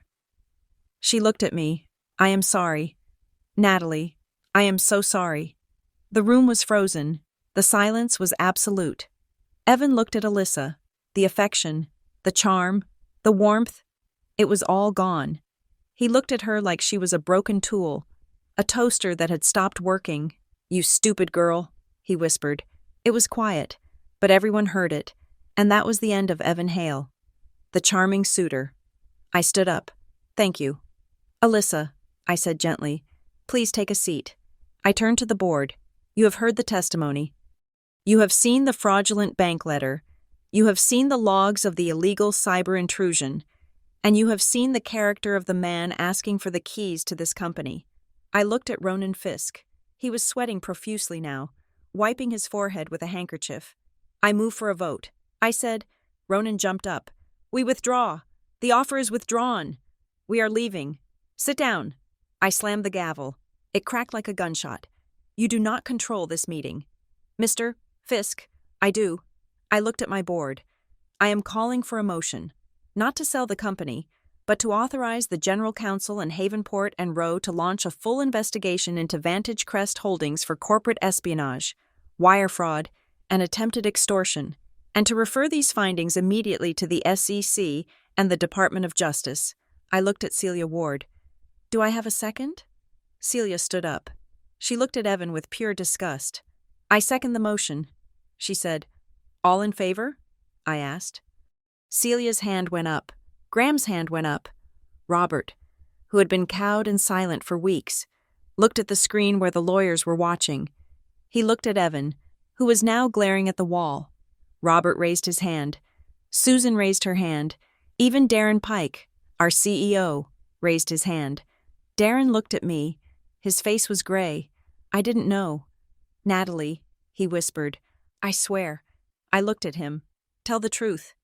Darren, I said. Darren slumped in his chair. He promised me, he said, his voice shaking. He said if I got the deal done fast, I would keep my job. He said the new board would vote me a retention package. $2 million. He looked at the table. I have a second mortgage, he mumbled. My kid is starting college. I wanted the safety. You sold us out for a bonus. I said. He didn't answer. I turned back to the room. The motion passes unanimously. I said. I picked up a remote control. One last thing, I said. I clicked to the final slide. It was a timeline, a single, horizontal line stretching back 6 months. August. Vantage Crest Incorporated in Delaware. September. Evan Hale creates profile on LinkedIn. October. Evan Hale meets Alyssa Collins. November. Vantage Crest contacts Darren Pike. December. The concern memo is drafted. January. The acquisition offer. It was a perfect straight line. This wasn't a business deal. I said to the room, it was a heist. And it wasn't targeting Northgate Systems. It was targeting the weakness of our human connections. It relied on a CEO who was greedy, a sister who was insecure, and a board that was afraid of conflict. I looked at Evan, but you forgot one variable. Mr. Hale, Evan looked at me. His eyes were cold. Dead sharks. What is that? He asked. Bored. You forgot that I actually do my job. I said. I turned to the screen. Mr. Thorne, I said, do we have enough for a preservation order? We have enough for an indictment. Thorne replied. We are filing for an emergency injunction against Vantage Crest's assets as we speak, and we are flagging their passports. Ronan Fisk stood up so fast his chair tipped over. This meeting is over, he shouted. We are done here. Do not say another word. Evan! Ronan started shoving papers into his briefcase. The junior associates were already scrambling for the door. Evan didn't rush. He stood up slowly. He buttoned his jacket. He adjusted his cuffs. He looked at Alyssa, who was sitting in the corner, weeping quietly. He didn't say goodbye. He didn't apologize. He looked through her. Then he looked at me. You win. Natty, he said softly. He smiled. It was a terrifying smile because it was genuine. He was impressed. I didn't think you had it in you, he said. I thought you were just a spreadsheet with legs. I am, I said, and the math didn't work. He laughed. A short, sharp bark. Then he turned and walked out. He didn't run. He walked with the same arrogant stroll he had entered with, because men like Evan Hale never believe they are truly beaten. They just believe they need to find a new game. But as he walked out the door, I saw him check his phone, and I saw his thumb tremble. Just once. The door closed. The room was silent. The air felt scrubbed clean. I looked at the board. I looked at Darren, who was head in hands. I looked at the lawyers on the screen. Meeting adjourned, I said. I sat down. My hands were shaking now. I hid them under the table. Alyssa came over to me. She fell to her knees beside my chair and buried her face in my lap. Sobbing like a child, I put my hand on her hair. I stroked it, rhythmically. It is okay, I whispered. It is over. But as I looked at the empty chair where Evan had sat, I knew it wasn't really over. The deal was dead. The company was safe. But the trust, the invisible glue that held the family and the boardroom together, had been dissolved. We had won. But the room was full of wreckage. The victory did not feel like a parade. It felt like a car crash where you walk away without a scratch. But you stand on the side of the road shaking, watching the steam rise from the twisted metal. 2 days after the board meeting, I helped Alyssa move into a studio apartment in Capitol Hill. It was a third-floor walk-up, barely 400 square feet, with a view of a brick wall and the smell of old curry from the restaurant downstairs. It was a far cry from the penthouse lifestyle Evan had promised her, and a significant step down from the comfortable condo she had shared with roommates before this started. I carried a box of books up the narrow stairs. My arms ached. Alyssa was sitting on a mattress on the floor, staring at a stain on the carpet. She looked small.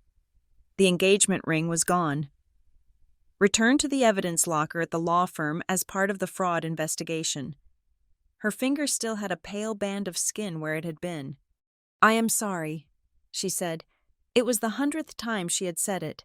"I set the box down. I didn't say. I told you so. I didn't say.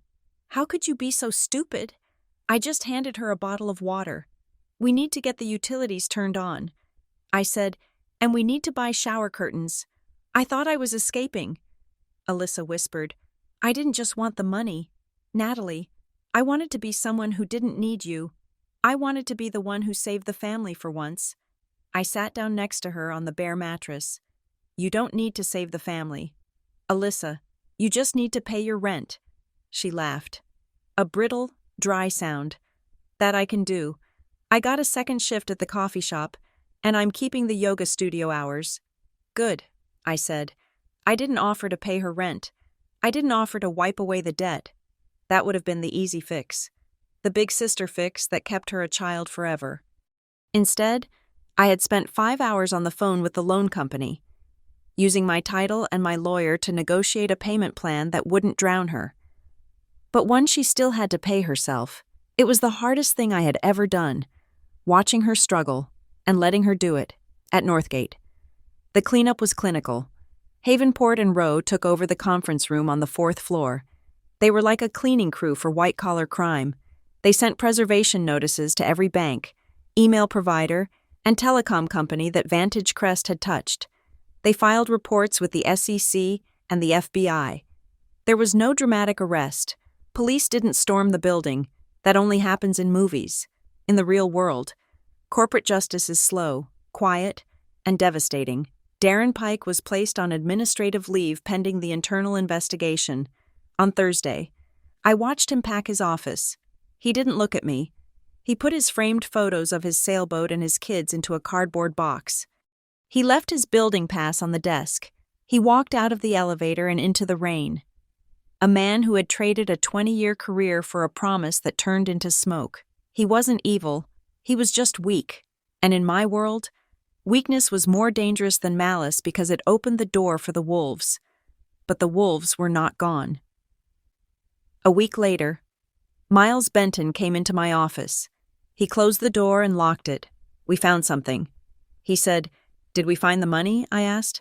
"No," Miles said. "The money Evan moved. The initial deposits. It is gone. Washed through a crypto mixer in Estonia. But we found the pattern." He laid a map on my desk. It showed 6 other companies, mid-sized tech firms, logistics companies, medical supply chains, all of them in transition periods, all of them acquired by private equity firms with vague names in the last 2 years. "It is a franchise," Miles said. "Vantage Crest isn't a company. It is a script. They target firms with weak boards and isolated CEOs. They send in a specialist to grease the wheels." "A specialist?" "Evan," Miles said, "or whatever his name is. He isn't a lone grifter. Natalie, he is an operative. He goes in, compromises the leadership, seduces a family member, bribes a CEO, blackmails a director, and hands the keys to the acquirer. Then he vanishes." I stared at the map. It was industrial-scale social engineering. "So he is gone," I said. Miles nodded. "His burner phones are dead. The hotel room was paid for with a shell company credit card. He ghosted." I felt a cold shiver. I had thought this was personal, but it wasn't. We were just a line item on a spreadsheet. At least, that is what I thought until the mail arrived. Graham brought in the afternoon stack. Buried between the trade journals and the vendor invoices was a plain white envelope. No return address, just my name, typed on a manual typewriter. I opened it. Inside was a photograph. It was one of the engagement photos Alyssa had posted on Instagram. Evan and Alyssa, standing on a pier, looking at the sunset, but Alyssa was gone. Someone had taken an X-Acto knife and carefully, surgically removed her from the image. It was just Evan, smiling at empty space, his arm around a silhouette of nothing. I turned the photo over, on the back, written in elegant, cursive black ink. You were always the point. The air left my lungs. It wasn't business. Not for him. Alyssa had been the door, but I had been the room he wanted to enter. He enjoyed the game. He enjoyed the hunt. And for the first time in my life, I felt a fear that had nothing to do with share prices or reputation. I looked at the window of my office. It was bulletproof glass. But suddenly, it felt very thin. I put the photo in my safe. I didn't tell Alyssa. She had enough ghosts. This one was mine. The board convened privately without me to discuss the future of the chair when they invited me back in. The mood was somber. Celia Ward spoke for the group. Natalie, she said, her voice gentle, we are grateful. You saved the company. You showed incredible strength, but? I asked. But there is a perception issue. She said, the rumors about your family, the leaked memo. Even if it was fake, it has created noise. The stock is volatile. Some shareholders are asking if you need time to recover. They were offering me a golden handshake. Step down. Take a sabbatical. Go to a spa for 6 months while they erase the memory of the drama. It would be easy. I was tired. My bones felt heavy. I could take the payout. Go to Europe and never look at a spreadsheet again. I looked at the view of Seattle. I looked at the hundreds of cars in the parking lot below.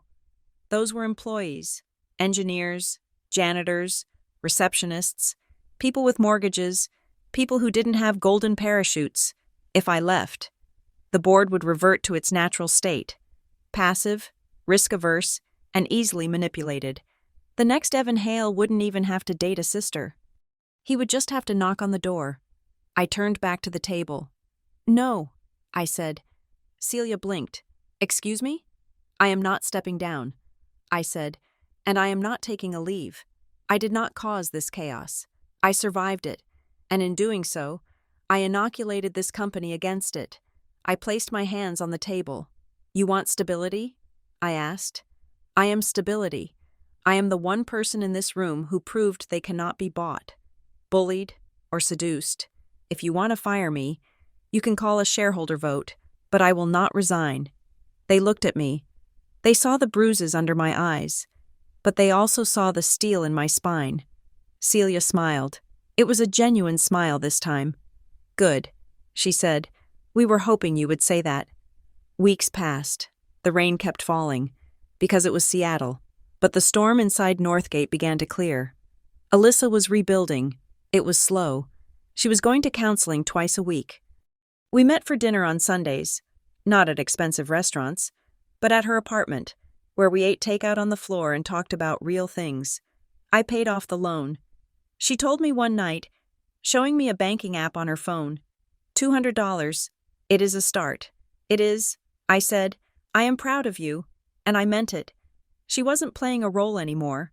She was just Alyssa, and that was enough. At Northgate, I introduced new governance policies. No more private lobbying, no more consultants without full background checks. Every acquisition offer had to be vetted by an independent team before it ever reached the board. People called it the Collins Doctrine. Some rolled their eyes at the extra paperwork, but nobody complained when the stock price stabilized and climbed 5% in a month. Trust is expensive, but it pays dividends. The final board meeting of the quarter was scheduled for a Tuesday. The agenda was standard, except for one item, the appointment of an interim CEO to replace Darren Pike. The headhunter firm had sent over 3 candidates. The board was leaning toward a man named Richard Sterling. His resume was impeccable. Former VP at a logistics firm, turnaround specialist, great references. I sat at the head of the table. The room was calm. The new culture was taking root. Let us proceed to the vote on Mr. Sterling, Graham said.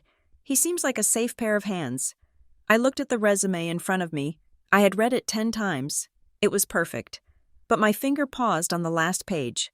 Under advisory roles, there was a single line: Strategic Consultant, Harlan and Associates, 2022. Harlan and Associates. The name scratched at the back of my memory. I closed my eyes, visualizing the map Miles Benton had shown me, the network of shell companies, the franchise.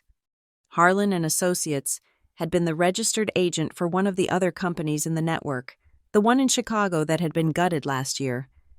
My heart stopped for a beat. Evan wasn't the only specialist, and Vantage Crest wasn't the only front. The virus hadn't been killed. It had mutated. "Madam Chair?" Graham asked. "Are we ready to vote?" I looked at the door. I half expected Evan to walk in, smiling that shark smile. But nobody was there. The threat wasn't a person. It was a system. It was the relentless pressure of capital-seeking weakness.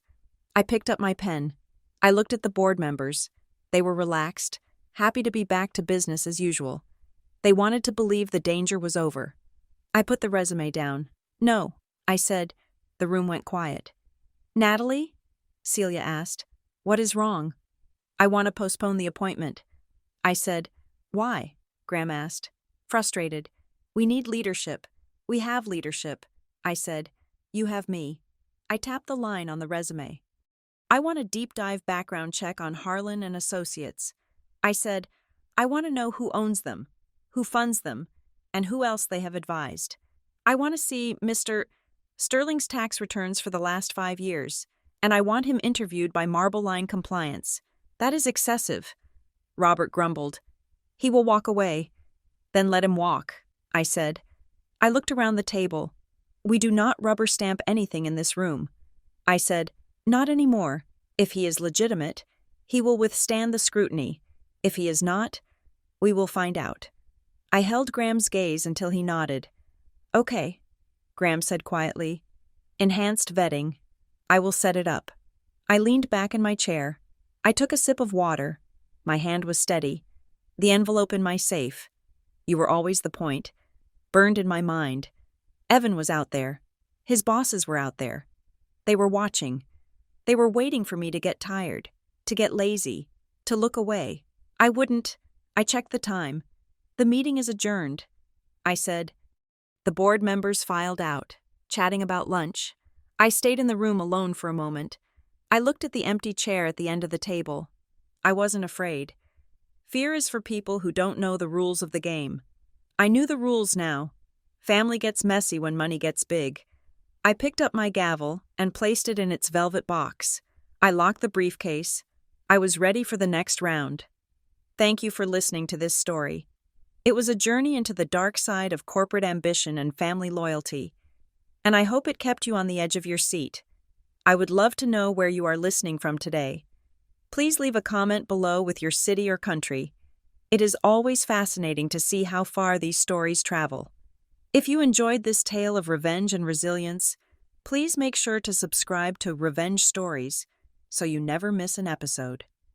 And finally, I want to hear your thoughts. Do you think Natalie made the right choice by staying, or should she have walked away? Share your opinions in the comments in English. Until next time, keep your eyes open.